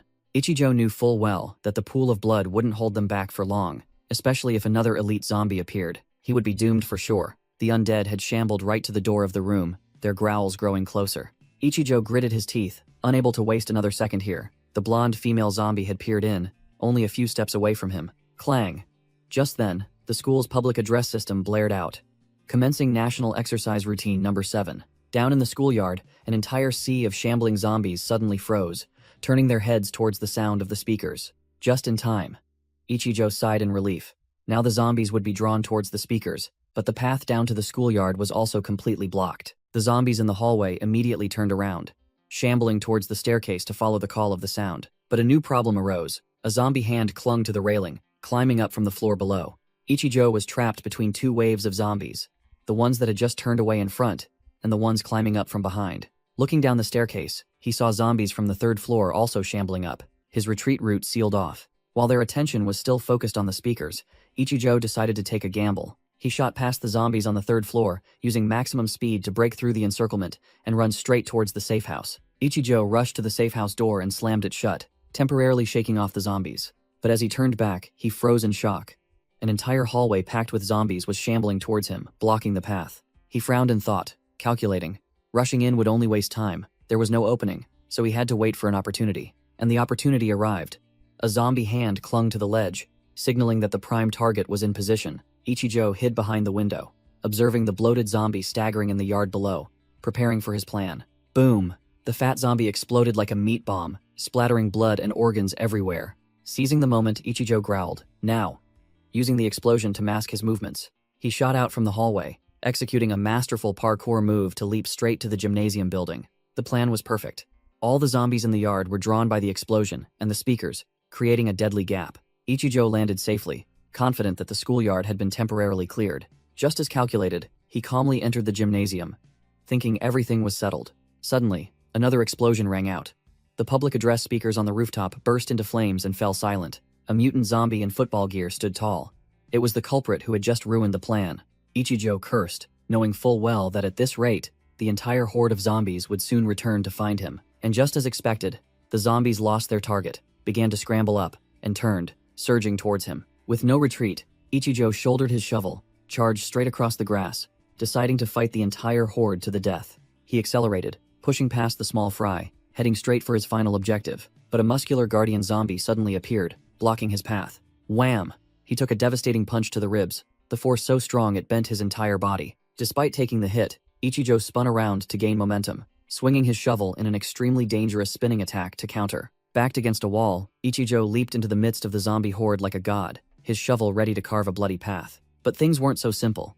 The protagonist was pinned to the ground by the horde, in a precarious situation. True to his regressor title, he struggled to his feet and swept his shovel, clearing the small fry around him. After clearing the area with a spin, Ichijo landed with an impressive flourish. Before him was the Gate of Light, his final objective. First-person perspective. The shovel was covered in blood and flesh, and a sea of zombies separated him from the exit. The zombies screamed, scrambling forward, determined not to let their sole prey escape. Damn it, just a little more. Ichijo desperately reached out, but his hand began to grotesquely transform with a surge of dark energy. Scene change. A skyscraper towered amidst the stormy night, thunder rumbling. In the laboratory, Natsume Etsuoka gazed thoughtfully at the test tube, muttering about how the virus could turn people into zombies, just like the corpse they saw yesterday. The pharmaceutical genius came up with a bold hypothesis. What if someone willingly drank it? Natsume noticed a strange figure in the laboratory, and she questioned. Then you, a long-haired female zombie with glowing red eyes and six-pack abs emerged from the shadows, coldly asking, "Who are you?" The scene returned to the schoolyard. The football zombie was growling when it was suddenly attacked by glowing red slashes. It turned out the attacker was Tile, the zombie queen. She stood atop the football zombie with razor-sharp claws, looking like a malevolent deity. The football zombie and its surrounding minions lay dead all around. The battlefield had been thoroughly cleared. Tile turned to look at Ichijo, asking a question full of hidden meaning. "Why did you save me?" Her blood-red eyes were sharp as knives. Blood oozed from her darkened lips, exuding the aura of a ruler. Ichijo stood before the gate, facing Tile, and she continued to question. "What exactly do you want?" Tile raised her head high, her gaze a mix of disdain and curiosity. The fresh blood on her chest further enhanced her eerie allure. She stepped closer, growling a warning to the protagonist. "Don't come any closer." Ichijo advanced, a challenging smirk on his face before the zombie queen Tile, who remained vigilant. Quick as lightning, Tile used her sharp claws to grip Ichijo's chin, and blood began to seep out. With power-filled crimson eyes, Tile growled, asking him directly, "What trick are you trying to pull?" A horrifying image flashed. Tile bared her fangs, growling like a crazed monster about to tear something apart. The scene suddenly shifted. Ichijo found himself being stopped by Natsume Etsuoka, but he had already gripped her hand tightly. In the laboratory, an empty syringe lay on the table, recalling a past event. Ichijo, now shirtless, pinned Natsume to the floor, causing her to cry out in panic. "What are you going to do to me?" As he choked her, Ichijo awoke with a start, his voice hesitant. "Etsuoka?" the girl replied cryptically. "Finally realized it, have we?" Ichijo dazedly realized he was back in the laboratory, still on top of Natsume. Natsume placed both hands on Ichijo's bare chest, his bulging muscles clearly visible. Suddenly, she pushed with great force, sending Ichijo flying away. Much to his astonishment, Natsume sighed in relief, her eyes sparkling as she looked at him, while Ichijo merely uttered, "You research nerd." Ichijo stood up, extending a hand and asking, "Are you all right?" "Sorry, could you tell me what happened last night?" Natsume began to recount, saying she saw a figure resembling a woman suddenly appear in the laboratory. Then that figure suddenly collapsed, and she rushed over to examine it. It turned out to be Ichijo, covered in injuries and extremely weakened. So she quickly administered first aid to him. Ichijo asked again, "Did I look like a woman?" Natsume awkwardly suggested it was probably due to extreme fatigue, causing her to missee. But Ichijo knew it wasn't a dream. He wondered, why did that thing possess my body and bring me here? Natsume interrupted his thoughts, holding out a stack of documents. "Look, these are your test results." Ichijo was stunned as he read the results. Natsume explained, The zombie virus was detected in your body, but instead of rejecting it, your body seems to depend on it. Natsume, holding a syringe, explained. I extracted the zombie virus from your body. She revealed a shocking truth. The virus in him had perfectly fused with the virus from the energy stones, so she risked her life to inject it directly into him. As a result, Ichijo's wounds healed, but in return, the zombie virus in his body was depleted. Ichijo, upon hearing this, could only exclaim, "What?" Ichijo finally understood. His overwhelming regeneration ability was due to this virus, and abusing it had caused him to lose control. Natsume took the offensive, questioning him directly. Now it's my turn. Are you human or zombie? And why do you possess energy stones, something that doesn't exist in this world? Ichijo remained silent, lowering his head to look at the test results in his hand. The atmosphere in the laboratory grew tense. Ichijo looked up, asking an unrelated question. Do you believe in time travel? Which froze Natsume in place. Without waiting, Ichijo blurted out, I'm serious. I traveled from the world 5 years in the future, a world that ended due to zombies. Natsume was deeply shocked, stammering as she asked, You mean things like yesterday will appear all over the world in another month? Ichijo confirmed, describing how zombie-infested special zones would sprout like mushrooms, engulfing entire cities in deadly red light. Seeing Natsume still bewildered, Ichijo decided to present evidence. Hard to believe, right? But I have something to show you. Where are my clothes, by the way? While retrieving his shirt, Ichijo calculated, deciding to temporarily conceal the inventory matter, not wanting to repeat past life's mistakes. If Natsume became an enemy, he would be doomed. He opened his inventory, spilling out a pile of glittering energy stones that made Natsume's eyes light up as if she'd seen gold. Wow. Ichijo explained these were spoils from the special zones. Natsume showed off her achievement, a red power-boosting potion, whose purity she had increased to 70% in just one day. Ichijo had to admit her skill was incredible. While Natsume continued to bury herself in researching the stones, Ichijo held the potion, gazing at her thoughtfully. Natsume curiously asked about her future. What will I be like in 5 years? Since you sought me out, were we perhaps teammates in your past life? Ichijo bluntly replied, Your future is already dead, and we were never acquainted. Natsume froze, asking how he knew her, and how she died. He explained that he only knew her by reputation as a genius pharmacist, and she didn't die from zombies, but by turning herself into a test subject. Ichijo called her name hesitantly, then reassured her. Etsuoka. Don't worry, I won't let you come to harm. Hearing about her reckless self-experimentation, Natsume laughed, completely convinced. That's exactly what I would do. From now on, I'll give my full support to you. Ichijo, still shirtless, held out the potion and declared, All right, let's finish up the remaining tasks. Ding. The elevator stopped on the 15th floor. Elsewhere, a subordinate was laboriously carrying a heavy wooden crate. Hatano and Mineta panted after carrying the money, complaining about the heat and how heavy the money was. Both entered the room, stunned to see Natsume perched on a swivel chair in a modern laboratory. Hatano quickly bowed an apology, thinking he had entered the wrong room, which froze Mineta in place. Mineta was dragged away by the collar by Hatano. In extreme panic, Ichijo appeared, explaining that he had bought up all the goods on the market and still had undelivered items. Ichijo handed Hatano the red strength-enhancing potion, making the gang boss hesitate. This is. Hatano held the potion, his face full of doubt, while Mineta was utterly bewildered beside him. Ichijo reassured him with sharp eyes. Just drink it, and you'll understand. Trust me. Without hesitation, Hatano chugged the entire potion, then smashed the empty vial. Crimson energy erupted around Hatano. He tensed, enduring the agonizing pain. Natsume was worried, but Ichijo calmly stopped her, explaining that the potion's 70% purity meant only physically robust individuals like Hatano could withstand it. Hatano panted, but then smirked triumphantly. I feel much better. Power is surging through my entire body. To demonstrate, Hatano effortlessly lifted 2 heavy crates of money as if they were toys, making everyone gape in astonishment. Hatano reported that most of this money belonged to Ijuin's gang, and there might be even more. Ichijo smirked sinisterly, declaring he would seize all of Ijuin's money right at his birthday party, while also planning to equip his subordinates with the potion. Night fell upon the city. Tall buildings lit up brilliantly, signaling a restless night. At a luxurious billiard table, Ijuin Nozomi coldly asked his subordinate about the person who had acquired all the gold on the market. Rick reported to Ijuin that the gold accumulation in the market was too smooth. Definitely the work of a group. Ijuin dismissed the hypothesis about international corporations, stating that they were merely inflating gold prices artificially, without actual supply. Rick wondered why they weren't selling their gold reserves to secure profits while prices were at their peak, as this situation wouldn't last. He appeared serious, emphasizing that they had spent many years collecting that gold. Ijuin merely smiled, chiding Rick for being as cautious as ever. Iramen, sipping her drink, spoke up, suggesting that caution was never excessive, and they should hold on to the gold to see what their opponents were planning. Ijuin coolly executed a perfect billiard shot. Rick remained puzzled, unable to understand why his boss would pass up such a lucrative opportunity. He believed the purpose of hoarding gold was to make a profit, so selling it when the price was right was obvious. Finally, Rick conceded. All right then, you're the boss, you decide. Ijuin abruptly changed the subject with sharp eyes, asking about the progress of the Old Town District takeover plan. After hearing the report, Ijuin pressed Rick. Rick, do you know why we've gathered here? Rick stammered that it was to achieve results, but Ijuin slammed the cue stick onto the table, growling. Wrong, it's not that simple. Ijuin bitterly explained that no matter how hard they tried, all their efforts were usurped by those old bigwigs, while they were forever seen as mere pampered young masters. He asserted that their family background and the shadow of their parents were hindering them. Understood?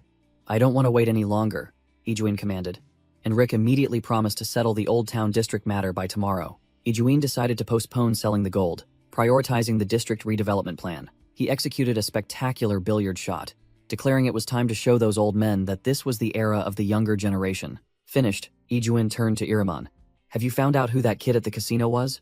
Iraman took a sip of wine, her eyes full of hidden meaning. Yes. Eve reviewed the files, and there's something very noteworthy. Iraman began reporting on the target, but mistakenly identified Shinya Ichijo as a female student named Ichijo Maya, orphaned at an early age. She continued with the false information that this girl had to work various part-time jobs to survive, and had joined a classmates' organization, which was why she was at the casino. Ijuin Nozomi coldly asked, Is that all? While preparing a shot, Ijuin's eyes flashed with killing intent. Clearly, this trivial information did not satisfy him. Iraman directly proposed, Eliminate her. She seems tough, but it must be done cleanly, leaving no trace.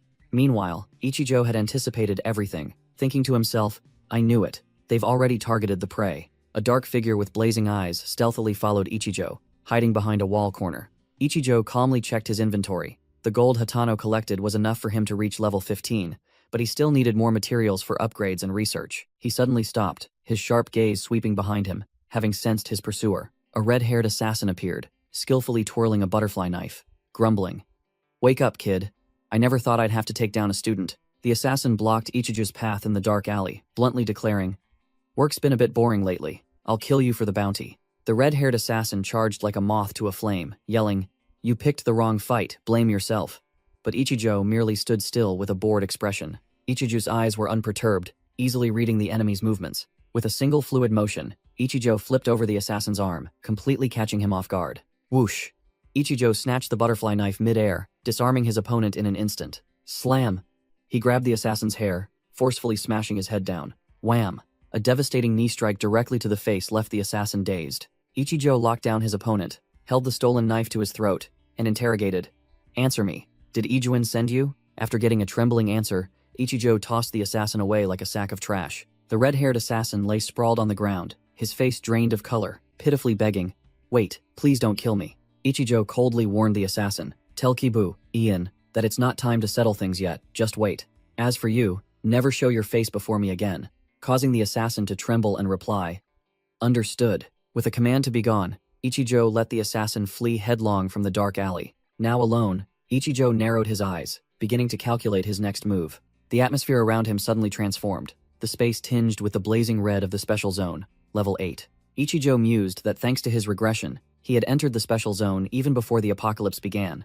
But everything had two sides, so this time he had to go alone. He concluded that, with his experience from his previous life, he would have a perfect head start. But to confront the final bosses, he still had to take risks, accepting danger to grow stronger. His immediate goal was to seize the resources of the underworld, and Old Man Koyanagawa's birthday party in 2 days was the golden opportunity to act. Before that, he needed to convert as many zombie crystals into medicine as possible to prepare for the battle. Ichijo also didn't forget his trump card, Tail. Her power was essential, but he remained wary as he couldn't fully trust her yet. Meanwhile, the pieces were set. Hatano's gang was operating precisely according to plan. In the laboratory, pharmaceutical genius Natsume Etsuoka was focused on her research, with Mineta beside her. Elsewhere, a blonde man in a suit was furious. His fate and that of his subordinates were clearly being manipulated by Ichijo. Ichijo told himself that he was the one controlling everyone's destiny, and to do that, he had to become even stronger. Dawn broke, a new day began, and it seemed some achievement had been completed. Natsume Etsuoka held up a test tube containing a blue solution, her face glowing with the mad excitement of a scientist. It's complete. She exclaimed that it was a perfectly pure potion, while Mineta, just waking up, asked blankly, Huh? Yawning, Mineta asked what was happening. Then Natsume turned back with the test tube in hand, calling, "Mineta, come here for a moment." Mineta saw Natsume's expression and the test tube, sensing something ominous. Click! The laboratory door opened, and Ichijo stepped in with a cold expression. Mineta flinched, utterly terrified to see his boss suddenly appear right in front of him. Ichijo didn't say much, lifting Mineta with one hand like a toy. With sharp eyes, he immediately recognized the thug. Mineta? Ichijo frowned. It seemed the recent collision had left him a little sore. Crash! Ichijo mercilessly slammed Mineta onto the floor, the boy yelping in pain. Natsume analyzed that the drug only increased speed by 10%, while Mineta yelled that it wasn't the drug that was weak, but that the boss was too overwhelmingly powerful. Ichijo pulled Mineta up, warning him coldly. "Using the drug without me here is too dangerous." He turned to Natsume, his eyes puzzled. "What kind of hairstyle is this?" Natsume smugly explained it was a fresh perspective from a researcher, leaving Ichijo speechless and demanding they get to the main point. Natsume reported casually, "The drug is almost complete, but the stat limit only allows for a 10% increase." Ichijo calculated, 10% was the limit for low-grade magic stones, while Natsume's research speed was about to catch up to his leveling progress. "Make more of the drug. We'll need it tonight," Ichijo ordered, then turned to Mineta. "Call Hatano here immediately." 2 hours later, Hatano Toshiki appeared, waving casually while Ichijo maintained his stone-cold expression. From Natsume's perspective, Ichijo and Hatano were discussing important matters by the large window of the laboratory. Natsume turned to ask Mineta about Ichijo's change, while the thug was still muttering the words "boss, boss." Mineta confessed that he didn't understand anything, only that the good-for-nothing Ichijo Maya he used to bully had suddenly transformed into a boss in just a few days. Natsume deduced sharply. She guessed Ichijo had time-traveled, bringing power from his previous life, and wondered what his true purpose was. Ichijo declared his plan. Tonight is Koyanagawa's birthday, a perfect opportunity to take down the entire nest. Hatano expressed concern because the stakes were too high, but Ichijo brushed it off, asserting that with the drug in hand, victory was possible, and the gang boss immediately obeyed. Ichijo concluded, "Tonight is the decisive battle. You will show your face as the boss." Having said that, Ichijo left for personal business, and the scene shifted to an old man, leisurely pruning trees in a luxurious villa estate. The old boss Koyanagawa asked his subordinate about the recent chaos, being informed that Hatano Toshiki was expanding and had even taken over Ren Ogane's territory. Koyanagawa sneered, disdainful of Hatano's efforts, and declared that branches that grew too long needed to be pruned. A young branch was severed, falling into the night, signaling an impending purge. At a luxurious parking lot, a fat man showed off to the valet before entering the party with a girl. From inside a room, Hatano Toshiki looked down at the street, where Koyanagawa's subordinates were strictly guarding. Hatano grew impatient because Ichijo still hadn't appeared, fearing he had run away, but the muscular blue-haired man advised him to wait calmly. As time passed, Hatano grew increasingly annoyed, wondering what Ichijo was doing and suspecting he had been tricked. A subordinate showed discouragement, thinking that with so few people, they couldn't confront Koyanagawa. But Hatano snapped at him to shut up. The muscular blue-haired man pulled Hatano into the restroom for a private talk, suggesting he was being too greedy and reckless. The subordinate continued to analyze, stating that this battle was too difficult because Koyanagawa's entire force had gathered, while their trump card, Ichijo, was missing. Hatano brushed him off, asking in return if an apology would solve anything after they had come this far, then decisively pulled out the power-boosting drug vial. The blue-haired man suggested that if they handed this overwhelmingly powerful drug vial to Koyanagawa, their lives might be spared, but still affirmed that the final decision rested with boss Hatano. Outside, Koyanagawa's bodyguards received orders once all guests had arrived. "Clear out, and close the doors." A bodyguard was about to close the door when he startled and stopped, seeing someone approach. On the roof of the opposite building, Ichijo was observing the entire situation with binoculars, whispering Hatano's name. Inside the lavish party hall, the crowd gathered to eat and drink, completely unaware of an impending storm. The old boss Koyanagawa stood on a raised platform, observing his birthday party with a powerful expression. The blonde-haired subordinate ran over and whispered into Koyanagawa's ear, "Boss, Hatano's gang has arrived." Hatano Toshiki led his subordinates, boldly advancing into the center of the party hall to everyone's astonishment. Koyanagawa mocked Hatano for daring to show his face uninvited, but Hatano coolly retorted, "We're just here to congratulate you." The old boss Koyanagawa smirked, looking directly at Hatano. "That face doesn't look like it's here to congratulate me, does it?" Facing Hatano's entire gang, Koyanagawa declared his strength was still firm. "I may be old, but am not weak yet." Hatano Toshiki sneered, feigning reconciliation, but his eyes seemed to want to devour his opponent. "Calm down. Let's talk first, shall we?" The entire party hall held its breath. Hatano's gang stood surrounded by bodyguards. A major battle was about to erupt. The blonde-haired bodyguard lit a cigar for Koyanagawa, and the old boss acknowledged his opponent's strength. It seems you've thoroughly prepared to swallow up so much of my territory in just a few days. Koyanagawa questioned bluntly. Do you want to show off your power even if it means doing this? What is your purpose? Speak. Hatano exhaled, his voice full of defiance. I don't have much time, so speaking this much isn't enough. Without another word, Hatano lunged forward, unleashing a thunderous punch and roaring his ultimate goal. What I'm aiming for is your seat. Hatano's punch halted, his eyes wide with surprise as he realized something was wrong. The blonde-haired bodyguard had already stepped in front of Koyanagawa, one hand blocking Hatano's devastating punch. Koyanagawa puffed out cigar smoke, his tone full of sarcasm. I knew you came to cause trouble, but I didn't expect you to be so greedy. The old boss smirked contemptuously, seemingly enjoying the arrogance of his inferior.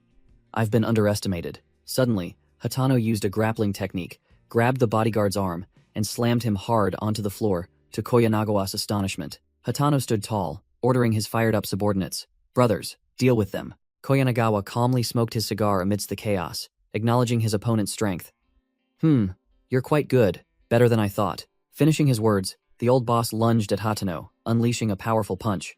But you've made a big mistake if you think you can defeat me with just that level of skill. Koyanagawa's sinewy hand grabbed Hatano's face directly.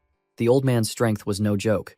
Meanwhile, the blonde-haired bodyguard had gotten up, grabbed one of Hatano's subordinates, and mercilessly slammed his head onto the floor. Koyanagawa tightened his grip, choking Hatano's throat and face, completely overpowering him with sheer muscle strength. The blonde-haired bodyguard lifted a Hatano gang member with a chokehold, clearly demonstrating the vast difference in their power levels. Completely overwhelmed, Hatano was bent backward by the old boss Koyanagawa, using pure brute strength. The blonde bodyguard, despite being held tightly, was still astonished by Hatano's strength.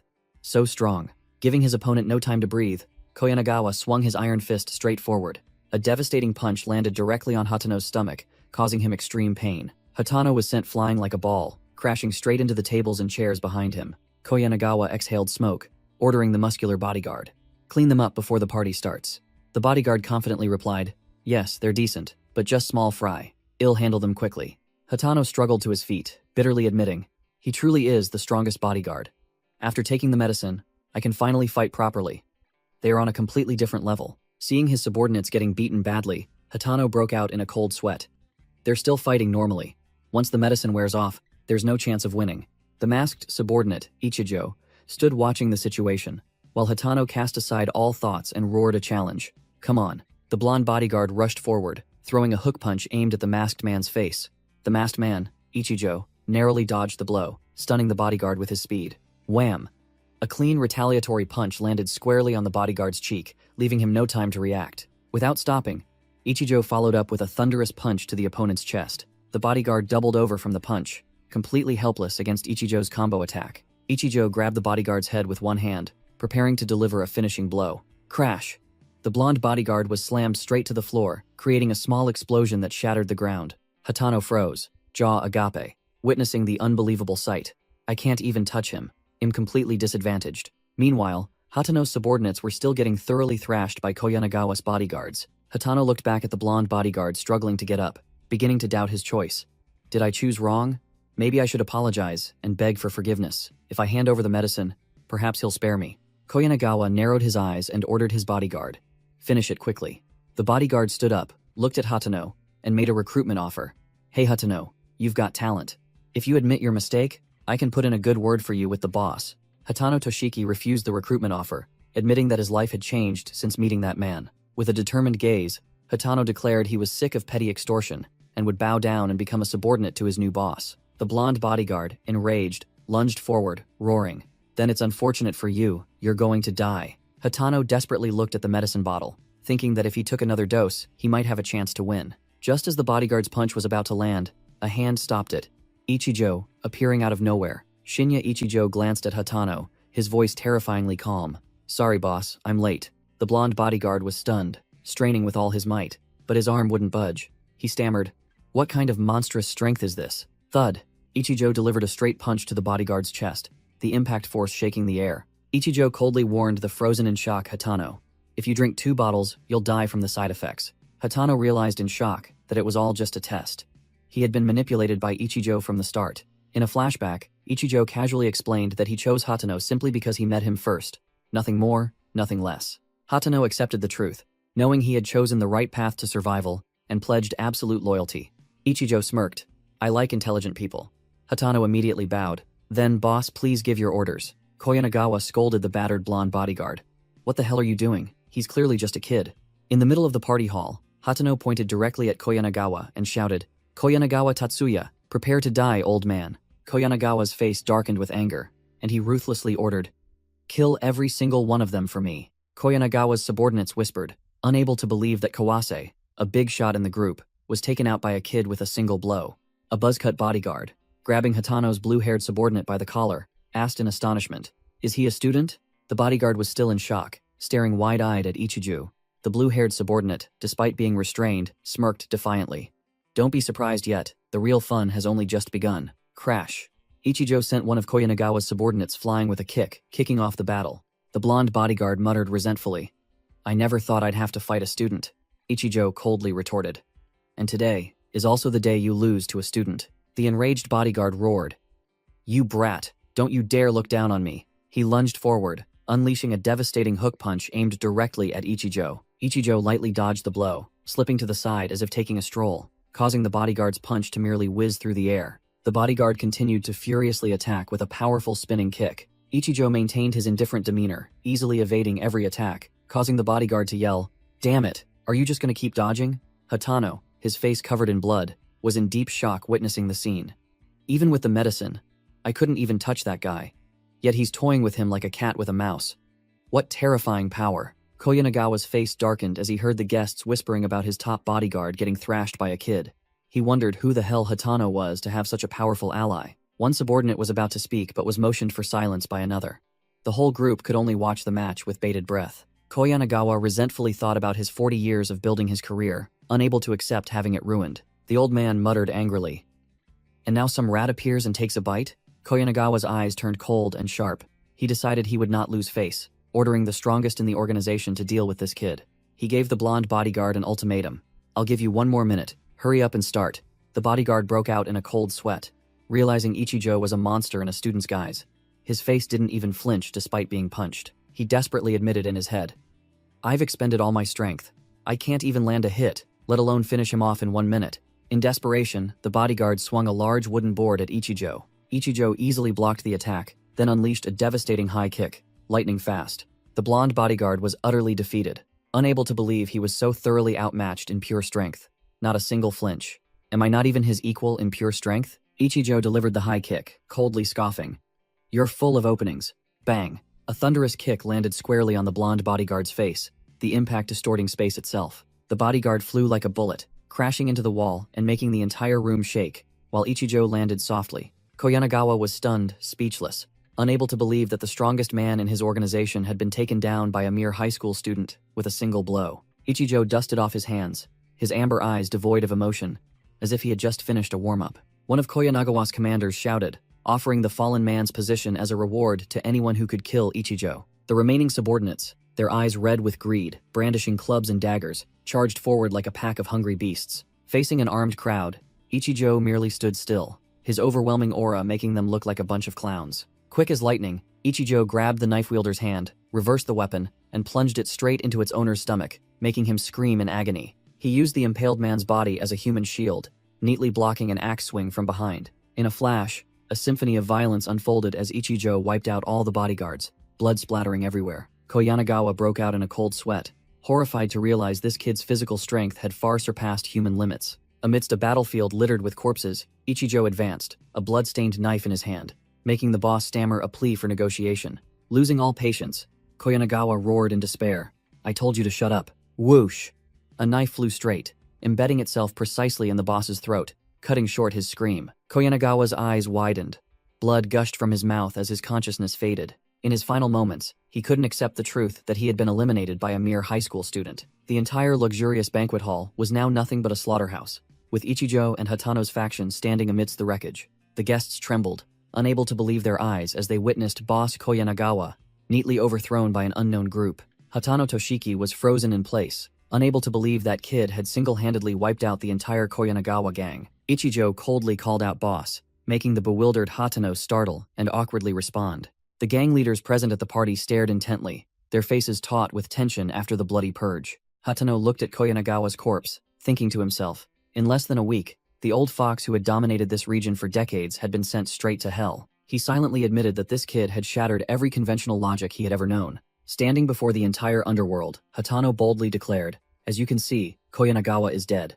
I am Toshiki Hatano, a man who, until recently, was just a petty thug specializing in extortion." He recalled Ichijo's firm promise from the past, "I will bring you to the top." Hatano's eyes sharpened as he growled his declaration of power.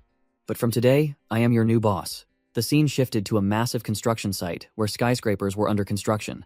A muscular foreman was yelling, urging the workers, "Hurry up! If we're late, Mr. Ijuin will flay us all alive." Suddenly, a group of thugs in black suits aggressively entered, and the foreman immediately stopped them.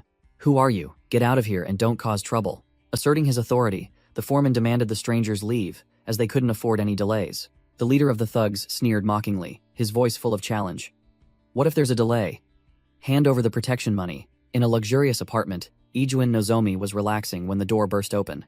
A scarred subordinate rushed in to report, his face pale. "Mr. Ijuin, there's trouble at the financial center construction site." The subordinate explained that this morning, a group of Koyanagawa's men had stormed in, demanding protection money and thoroughly beaten the workers. Ijuin slammed the table in anger. "Those bastards! Have they lost their minds? We're still paying them regularly, call them immediately." The subordinate reported that they couldn't be reached, so Ijuin irritably ordered them to just give them the money, because progress was paramount. The scarred subordinate seriously said, "They are demanding to meet you directly. It seems their objective isn't money." Ijuin brushed aside the scarred subordinate's advice, declaring he would go to the construction site himself, believing it was just a minor nuisance. At the financial center construction site, it was raining cats and dogs. Under the pouring rain, a convoy of sleek black cars pulled up.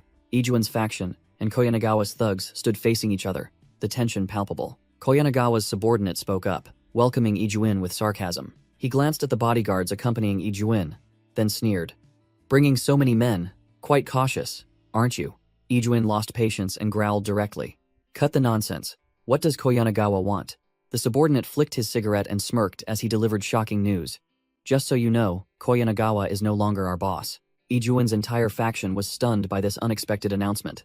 The thug continued cryptically, "Our current boss is." Ijuin's eyes widened in surprise as he saw a familiar figure step out from behind. Hatano Toshiki, the gangster with the X-shaped scar, appeared and greeted Ijuin, leaving the young master deeply shocked to realize that the man who once worked for him had overthrown Koyanagawa in just a few days. Ijuin immediately deduced who was behind everything, a dangerous glint in his eyes. Shinya Ichijo stood silently in the rain, his sharp amber eyes, his mind already calculating. "I knew it, but I don't have time to waste on this guy. The schedule is already tight." Ijuin regained his composure and directly asked Hatano's objective, since they didn't need money. Hatano sneered, declaring he didn't want to waste time with idle talk. He got straight to the point, declaring he was here for the gold Ijuin was hoarding, making the young master's face change color. Ichijo confirmed from the shadows. "That's right, but it's still not enough." Ijuin snapped, not understanding why they were hoarding so much gold. Hatano played a psychological card, advising Ijuin to obediently hand over the gold to focus on the construction project if he wanted to prove his capabilities. Ijuin Nozomi adopted a superior air, assuming Hatano had thoroughly investigated, and asked directly, "So, what's the price?" Hatano Toshiki smirked, his eyes cold as he warned, "Listen carefully. I'm not asking you. I'm telling you to hand it over." The two factions faced off fiercely under the torrential rain, the atmosphere as tense as a stretched bowstring. Ijuin began to lose patience, snapping, "You lunatics. We've already made concessions, and you're still playing games? Do you, a piece of trash? Think you can stand in my way? Get lost." Hatano sneered, continuing his psychological attack. "You're not the only one who knows the value of this land. We might not be able to take you down directly, but stalling for time is easy." Ijuin froze, his mind screaming, "How does he know? Only a few people in the inner circle know about the development plan for this area. Who exactly is this guy?" The young master glared at the thugs, uttering contemptuous words. "Silent now, are we? You scum. You truly are the trash of society." Hatano narrowed his eyes, growling. "What did you say?" Ijuin completely lost control, pointing at Hatano's face and yelling, "You barbarian who only knows violence. Is this what you call negotiation, acting all high and mighty?" Losing his patience, Ijuin ordered his bodyguards, "Kill them all." The two gangs immediately clashed, a bloody brawl erupting right there on the construction site. One of Ijuin's muscular bodyguards roared, unleashing a devastating punch aimed directly at Hatano. The powerful punch tore through the air, its goal to finish off the enemy leader. Thud! Shinya Ichijo stepped out from behind Hatano, effortlessly blocking the burly bodyguard's punch with one hand. Ichijo didn't even bother looking at his opponent, his gaze as cold as ice, completely disregarding the attack. With just one hand, Ichijo lifted the bodyguard off the ground, as if he were a toy. Ichijo frowned slightly, annoyed at having to act himself. Damn it. The bodyguard broke out in a cold sweat, his voice trembling before the terrifying power. Do you know who I am? What kind of strength is this? Ichijo flung the bodyguard away like a sack of trash, leaving Ijuin frozen, speechless before this display of absolute power. Hatano grabbed Ijuin by the collar, sneering. I might be a brute, but I climbed to the top with my own life. You're just a pampered young master hiding behind your family's shadow. Suddenly, a muscular hand grabbed Hatano's arm, stopping his action. Minagawa Tatsuhiro, Ijuin's bodyguard, had intervened, easily swatting Hatano's hand away with a confident expression. The purple-haired bodyguard swung a devastating punch straight at Hatano's face, determined to clean up this mess. Clang! Shinya Ichijo casually raised his hand, effortlessly blocking Minagawa's powerful punch. Without giving his opponent a chance to recover, Ichijo gripped the burly bodyguard's shirt tightly. With a swift movement, Ichijo lifted Minagawa, preparing to execute a terrifying grappling throw. He spun around, using all his strength to slam the bodyguard onto the soaking wet ground. Thud! Minagawa was slammed directly into a puddle, creating a small splash, lying motionless on the spot. Ijuin was stunned, his pupils contracting in shock. Minagawa was taken down? In the silent construction site under the rain, Minagawa lay sprawled on the ground, completely unconscious. Ijuin frantically ran over, shaking his subordinate in vain. Hey, Minagawa, what's wrong? Wake up! He gritted his teeth, realizing that calling out to the bodyguard was useless. Ijuin cursed under his breath, furious, unable to believe that someone proficient in all martial arts like Minagawa could be taken down as easily as a good-for-nothing. Ichijo spoke coldly, pressuring Ijuin. Your friend is gone. What's your plan now? While the pampered young master could only mutter about the disadvantageous situation, with his golden eyes glowing in the darkness, Ichijo read his opponent. Let me guess. You're planning to cut your losses and run, aren't you? Hit where it hurt. Ijuin flinched, veins bulging on his face. Who is this bastard? He sees right through me. Knowing he couldn't use force, Ijuin raised his hands, switching to negotiation. Calm down. I'll give you whatever you want. You need money, right, Hatano? Accept our terms. Ichijo narrowed his eyes, looking directly at Ijuin as he shouted his demand. Hand that kid over to me. He's been a thorn in my side ever since the casino incident. Cornered, Ijuin began to play the money card, boasting that the Ijuin family could meet any conditions. The pampered young master secretly plotted a sinister scheme, intending to trick the other two into fighting each other so he could reap the benefits without effort. Smugly believing no one could resist this temptation, Ichijo openly showed his disdain, muttering about Ijuin's habit of using his family's wealth to manipulate others. He growled, speaking directly to the arrogant Ijuin's face. Just hearing your voice makes me sick. Psychologically cornered, Ijuin panicked and yelled, You! What are you going to do? Hey, Hatano! Stop him right now! Ichijo and Hatano coldly turned their backs and left, getting into the luxurious car that was waiting. Sitting in the car, Hatano looked worried, asking Ichijo if it was alright to just leave Ijuin there. Ichijo glanced over his shoulder, seeing Ijuin's bruised face, and stated confidently, Don't worry, he won't die. His golden eyes flashed with a cruel glint, thinking to himself, I won't let you die so easily. The car stopped before a traffic light that was red. Hatano wondered if Ijuin would obediently hand over the money. Ichijo gave a faint smile, asserting that for Ijuin, the project was far more important. Under the pouring rain, pedestrians hurried across the street under the car's headlights. Ichijo changed the subject, asking Hatano about the task he had given him. His eyes sharp, Hatano reported that he had found a massive warehouse in the countryside as instructed, and was sending the coordinates immediately. Hatano handed Ichijo a golden card, saying that it was the organization's fund, and Ichijo should be the one to hold it. The traffic light turned green, and Ichijo asked how much money was on the card. Hatano revealed that the organization's total assets were about $40 million, but only $1 million was on the card. The rest needed time to be converted into cash. Ichijo held the card, his gaze thoughtful as he looked out the car window, muttering, It's time to stock up on supplies. He opened a virtual system interface, calculating that enough low-grade crystals had been collected to upgrade the inventory to level 10, after which money and mid-grade crystals would be needed. Ichijo looked at the inventory interface, complaining that level 3 was only as small as a carry-on suitcase, and decided to directly upgrade it to level 10 for more space. After the upgrade, the level 10 inventory had a volume of 7 cubic meters, equivalent to a phone booth, enough to hold a considerable amount of resources. In the car, Ichijo ordered Hatano to just drive around here, while he searched for a territory. Ichijo suddenly demanded, Stop here. The luxurious car pulled over to the side of the road under the pouring rain. Hatano worriedly asked where his boss was going and if he needed help. Ichijo waved him off, saying he was just taking a walk, and told Hatano to adapt to the situation with the subordinates. Ichijo gave the final task. The top priority is to recover Ijuin's assets in physical form and store them in the warehouse. Hatano nodded and asked if he needed to wait, but Ichijo said no. He would contact him later. Ichijo stepped out of the car, standing alone by the bus stop in the rain, watching Hatano's car drive away. Suddenly, he paused when he saw a familiar figure. Muttering Etsuran, then asked loudly, "What are you doing here?" Natsume Etsuoka, the pharmaceutical genius, turned around and realized the person standing with her was forensic doctor Kurazono. The two seemed to have just finished a meeting, walking together in the rain. Ichijo's eyes flashed sharply, and he called her name directly. Etsuoka. The scene shifted to a large hospital, with ambulances and armored vehicles parked closely outside. Inside a room marked VIP, Ijuin Nozomi, his face bandaged, slammed his fist on the bed and yelled bitterly, "Damn it, I've never been so humiliated." In the luxurious hospital room, all of Ijuin's trusted subordinates, including Iramen, Ishizaki Yui, and Rick, were present.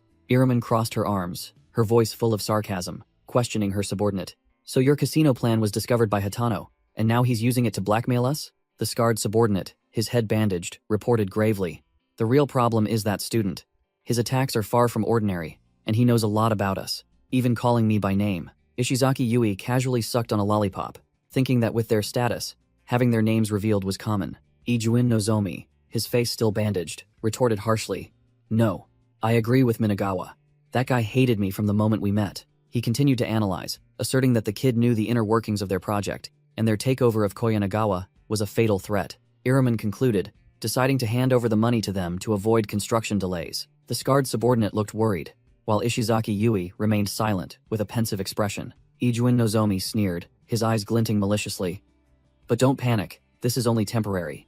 We will get everything back," he declared firmly, vowing to reclaim both their money and their lives, one by one. The scene shifted to a cafe, where a man wearing X-frame glasses placed a stack of documents in front of Natsume Etsuoka and announced, "Here is the data you wanted." Natsume Etsuoka thanked him. "I apologize for bothering you," the man interrupted, his voice full of annoyance. "Who said I'd give it to you for free? Because you took a sudden week off. I'm stuck with a mountain of extra work." Natsume Etsuoka frankly apologized for the trouble, declared her resignation, and offered to use her salary in exchange for the research data. The man sneered, feigning disinterest in money, and made a dirty proposition. "You're very beautiful. Just stay by my side and do as I say, and I'll return the data." Natsume Etsuoka was stunned, unable to believe her ears. "What?" She firmly refused, demanding that he choose his words carefully, and only wanting her data back, while he casually told her to give up. Natsume Etsuoka slammed her hand on the table and stood up, growling, "That's my data. You have no right to take it." The man challenged her, saying the data was classified and she couldn't touch it, smugly stating she couldn't win against him, which made Natsume Etsuoka angrily shout, "Why are you harassing me like this?" The man monologued, wondering if he couldn't manage an intern, or if he had fallen for her talent, then used her mother to threaten her. "Just obey me. Don't let your mother's hard work go to waste." Splat. The entire hot coffee cup flew straight into the man's face. Natsume Etsuoka enunciated each word, her eyes blazing. "Don't you dare mention my mother!" While the man staggered from the burn, furiously swinging his hand to grab her. Just as the sleazy boss was about to swing his hand to grab Natsume Etsuoka, Shinya Ichijo appeared from nowhere, one hand stopping his wrist. The entire cafe fell silent, all eyes fixed on the table where the three were at the center of the storm. Natsume Etsuoka was astonished to recognize her savior, while Ichijo calmly reassured her, "I understand. Leave the rest to me." The boss's face contorted in pain, unable to believe a mere student possessed such terrifying strength. The boss gritted his teeth, making a wild assumption. "Ah, so this is why you dared to resign," which made Natsume Etsuoka quickly retort. Ichijo, his eyes flashing with killing intent, cut straight to the chase. "Why waste words? I'm taking her. Name your price for that pile of data." He released his grip, causing the boss to stumble, then stood in front of Natsume Etsuoka like a fortress. The boss sneered, his voice full of sarcasm. "A brat trying to play hero? If you want to be humiliated, I'll oblige." Ichijo stated his price bluntly, 10 million yen, which made Natsume Etsuoka freeze, stammering a question in shock. A young man eavesdropping in the cafe muttered, openly envious, "Damn it. I wish someone would throw 10 million at me and tell me to break up with that girl." Both Ichijo and Natsume Etsuoka remained silent, ignoring the whispers around them that a student couldn't possibly have that much money. The boss wiped his face and shooed them away. "If you can't pay, then get out. Don't waste my time." Ichijo ignored him, asking directly, "What's the account number for the transfer?" The boss sneered, challenging him. "Still running your mouth? If you can transfer it, I'll kneel and apologize right now," while Natsume Etsuoka anxiously tried to intervene. Several customers in the cafe began to gossip, thinking the kid was just trying to save face and was about to be utterly humiliated. Ding! The boss froze when he saw the transfer confirmation, 11 million yen notification on his phone, unable to believe his eyes. Ichijo coldly declared, "I've transferred it.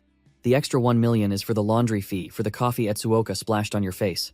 Now, apologize to her. No need to kneel." The eavesdropping customers gaped, stunned by Ichijo's extravagance, speculating that he must be the son of some tycoon. The boss broke into a cold sweat, utterly furious as he realized he had just been forced to bow and apologize by a mere kid. Ichijo stared directly into the boss's face, his eyes sharp as knives. "Well, are you going to apologize now? Or are you going to go back on your word in front of all these people?" The boss gritted his teeth, his hand clutching the documents tightly, bitterly realizing he had been trapped by this kid. Swallowing his anger, the boss was forced to bow and hand the documents back to Natsume Etsuoka. "I apologize, Miss Etsuoka. Here, take them back." Natsume Etsuoka was still bewildered, unable to believe what had just happened as she received her research work back. The two left the cafe, walking down the bustling street under the afternoon sun. Ichijo turned to her, his expression casual. "What's wrong? Is there something you want to say?" Natsume exploded, unable to hold back any longer. "Why didn't you punch him? And you even gave him a ton of money. That data is mine. The more I think about it, the angrier I get." Ichijo calmly replied, "Ah, so that's what you're angry about. Don't worry. I won't let him actually spend that money." Ichijo explained that he had just happened to pass by, then offered to compensate Natsume by taking her shopping for new clothes. The two entered a luxurious fashion store, surrounded by designer clothes. While Natsume was choosing a pink shirt for Ichijo, he simply stood with his arms crossed, observing. A black-haired girl suddenly recognized Ichijo and pointed him out to her friend, Amane Miki. "Hey Miki, isn't that Ichijo, our class errand boy?" Miki and her friend began to whisper, wondering why a nobody like Ichijo was in such an expensive store, and with a beautiful woman, speculating that he was dating an older woman. Ichijo put on his new clothes, looking dashing and like a true high roller, making Natsume, who stood beside him, give a thumbs up in approval. Amane Miki realized that Ichijo was the one paying. She was extremely surprised and decided to follow them with her friend to watch the show. The resentful boss walked out of the store, muttering curses for being humiliated by a mere student, but he consoled himself that at least he got a large sum of money. He angrily kicked away a can on the sidewalk to vent his anger. The boss looked up, facing Hatano Toshiki, who was blocking his path with an unfriendly expression. "Are you Kurozono?" "So what? I'm not in the mood." Hatano smirked, standing with his arms crossed alongside his subordinates, waiting eagerly behind him. "Don't say that. I'm here to teach you a lesson about those 11 million yen. After his transformation, Ichijo led Natsume Etsuoka into a high-end cosmetic store. Ichijo asked if she was interested in these things. Natsume replied nonchalantly, "Well, I am a girl, after all." Suddenly, Ichijo's phone vibrated, signaling a new message. Natsume looked over curiously when she saw Ichijo open his phone to check it. On the screen was an image of the battered former boss, lying sprawled out next to several bags of goods, accompanied by Hatano's report. Money recovered, including his assets, totaling 2 million yen. Ichijo smirked contentedly, praising him with a, "Well done." And Natsume also gave a thumbs up, admiring her boss's coolness. Suddenly, Ichijo's name was called from behind. Amane Miki, the class goddess, approached with her black-haired best friend, greeting him with a fake expression. "What a coincidence, meeting you here again."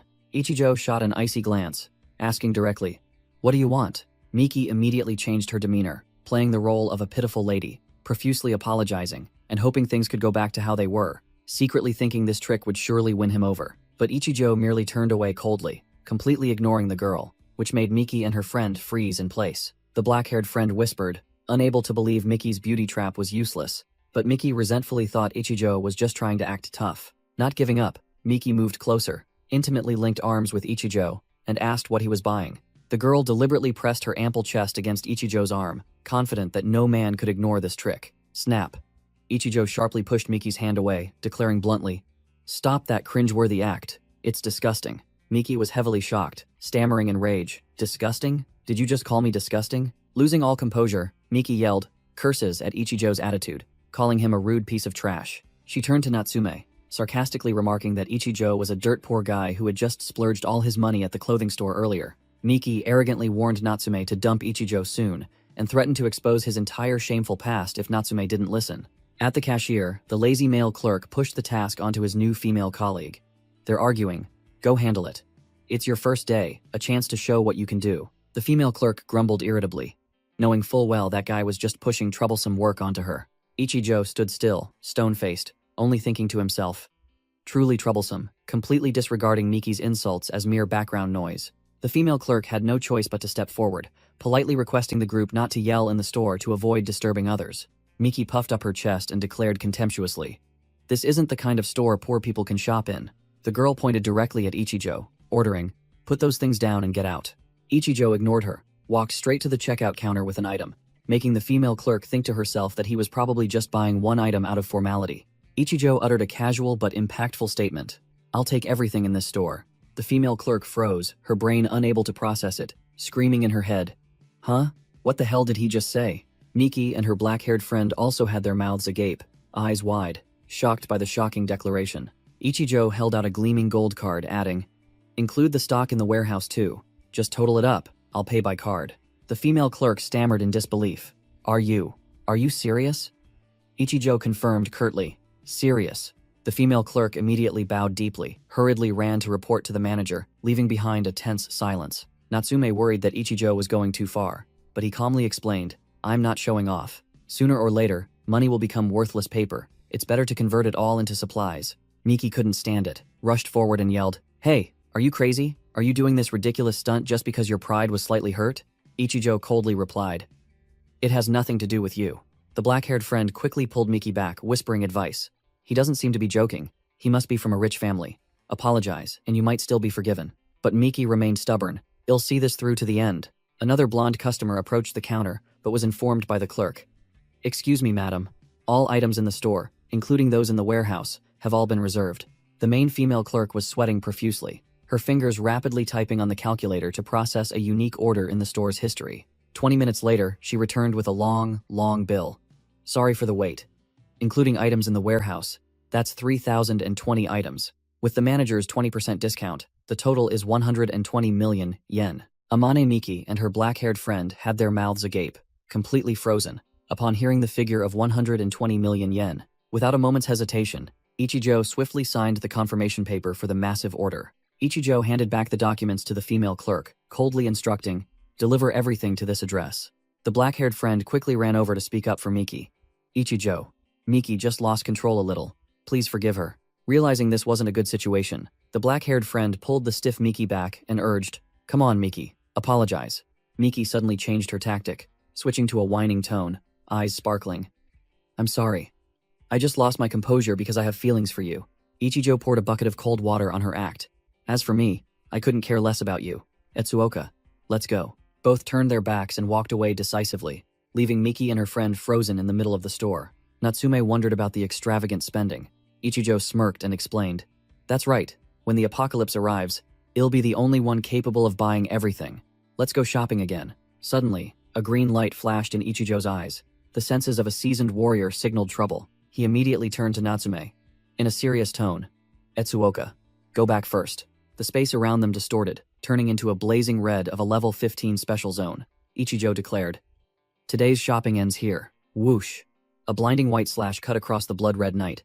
Ichijo, with a few streaks of blood on his face, shouldered his blood-soaked axe and calmly remarked, "Even a level 15 zone can no longer trouble us." The floor was littered with deformed zombie corpses. Ichijo stood tall amidst the neatly cleared battlefield. The level 15 special zone was complete. The phone rang, breaking the deadly silence after the battle. Hatano called to report, "We finally got Ijuin's money. A whole truckload of it. What's next, boss?" Beep beep beep. In the dark shopping mall, a truck's alarm lights kept flashing. A security guard patrolled with a flashlight, muttering to himself, "Strange. I thought someone was here." Hatano Toshiki looked at the list on his phone, sweating, his voice trembling. "This isn't a shopping list. Are you planning to clear out this entire city?" Meanwhile, Shinya Ichijo stood in the middle of the night street, calculating. Money and supplies are done. Now, only the starstones remain. Suddenly, Ichijo looked up as if sensing something unusual. A pillar of crimson light shot straight into the sky. Ichijo narrowed his eyes, concluding, "A new zone? They're appearing more frequently. The apocalypse truly is coming." The timeline shifted to one day before the apocalypse. In the research lab, Natsume Etsuoka's red-haired colleague was asking about his missing brother. While Natsume confirmed that Hatano's brother had also disappeared, Natsume looked outside, her heart filled with worry, as Ichijo was nowhere to be seen. If his words are true, the apocalypse will arrive tonight. Where exactly is he? A pair of black sneakers stepped into the room, and a familiar voice echoed, "Long time no see." Ichijo had appeared, startling Natsume and her colleague, who called out his name.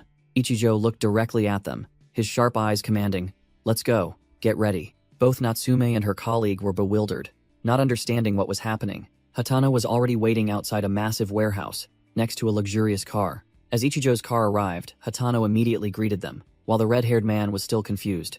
"Brother, what exactly are we doing here?" Hatano smirked and led the way. "I've scoured every town and finally gathered enough goods. Come and see." The heavy warehouse door opened, leaving Natsume and her colleague stunned in place. Inside was a colossal warehouse, packed with goods from floor to ceiling, neatly arranged in rows of shelves. The red-haired man screamed, "What the hell is this?" Ichijo maintained his poker face, asking Hatano if everything on the list was there, and received an affirmative answer. Hatano boasted that this was only half of it. The warehouse next door was identical. He had cleared out 4 large supermarkets to stockpile enough water, food, fuel, and essentials for a group of survivors. Hatano wondered how Ichijo would store all of this, but Ichijo merely asked about the money's location, then ordered the group to follow him deeper inside. It turned out that during this time, Ichijo had been silently grinding non-stop, single-handedly clearing out special zones and slaying countless zombies to upgrade his item box from level 20 to 40. Ichijo stopped before a marked area, preparing for the demonstration. "Watch this," Ichijo said confidently, placing his hand on a wooden crate. Crash! The crate's lid burst open, and countless gleaming gold bars spilled onto the warehouse floor. Ichijo raised his hand, and a glowing purple cube with a blue crystal core floated above his palm. Whoosh! The gold bars on the ground began to dissolve into brilliant golden particles of light. The red-haired man frantically screamed, "Hey, the gold is disappearing!" While Hatano and Natsume could only freeze in shock. Ichijo's item box space appeared, vast as 2 basketball courts, announcing it had devoured a ton of gold to upgrade its capacity to 3,500 cubic meters. Hatano and Natsume's colleagues stammered, not understanding what was happening, suspecting it was a magic trick. "Shh." Ichijo motioned for silence, his sharp eyes commanding, "Just watch quietly." Hatano stared blankly after Ichijo's back as he calmly walked towards other stacks of goods. Ichijo picked up a cardboard box, declaring he would answer questions after he was done. He placed the box onto a glowing blue system interface. The control panel clearly displayed level 40. The entire group watched wide-eyed as the boxes vanished into thin air. Ichijo turned back and concluded, "Believe it or not, there's no time." Ichijo began his lecture on the apocalypse. "Exactly at midnight tonight, the world will be overrun with zombies and special zones will appear. What you just saw is my personal item box, and its capacity will determine your survival." He pointed to the remaining gold crates. "Gold is the resource to expand the item box. That's why I had you gather it. Only half a day left until the end.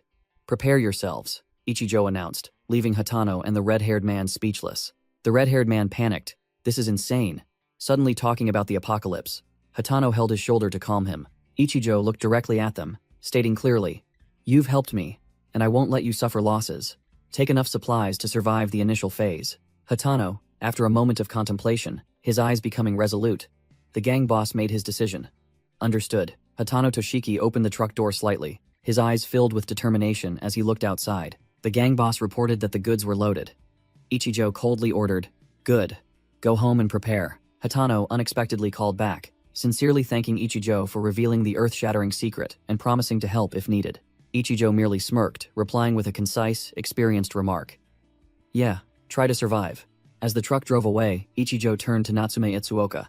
"Let's go, there's still work to be done." Ichijo noticed Natsume's demeanor, turning back to ask directly, "It seems you have something to say." Natsume burst out, questioning why Ichijo had hidden his item box ability and didn't trust her. She continued to reason naively that if the apocalypse truly came, wouldn't it be safer if everyone united? Ichijo poured cold water on her illusions. In the post-apocalyptic world, humans are even more terrifying than zombies. Giving a rookie too many resources will only bring disaster upon themselves. He continued his harsh lecture, demanding that she discard her sentimental thoughts if she wanted to survive. Otherwise, they would part ways right here. Natsume fell silent, her eyes wavering at Ichijo's ultimatum. Both looked at each other in silence, the wind blowing Natsume's blonde hair. Ichijo scoffed. "You can hesitate a little longer, but..." Natsume cut him off, bowing her head and affirming, "Don't underestimate me, I'm ready." "Time is almost up, isn't it?" Ichijo stood alone before a large warehouse, waiting. Natsume appeared with a completely new look, her hair neatly braided, wearing dynamic combat attire, declaring this was how she showed her resolve. Ichijo coldly announced, "1 minute left. Say your final goodbyes to this world." Ichijo looked into the distance, concluding, "This is the last time you'll breathe air untainted by the smell of blood." The countdown begins. 10 seconds. 7. The red-haired Mineta and his subordinates fidgeted restlessly in a luxurious apartment. 5. Hatano gazed pensively at the night city. 3. 2 seconds. Natsume Etsuoka, sweat trickling down her cheeks, her eyes resolute, awaited the fated moment. 1 second. Ichijo smirked. Boom. Countless streaks of brilliant red light, like meteors, plunged towards the city, heralding the dawn of the apocalypse.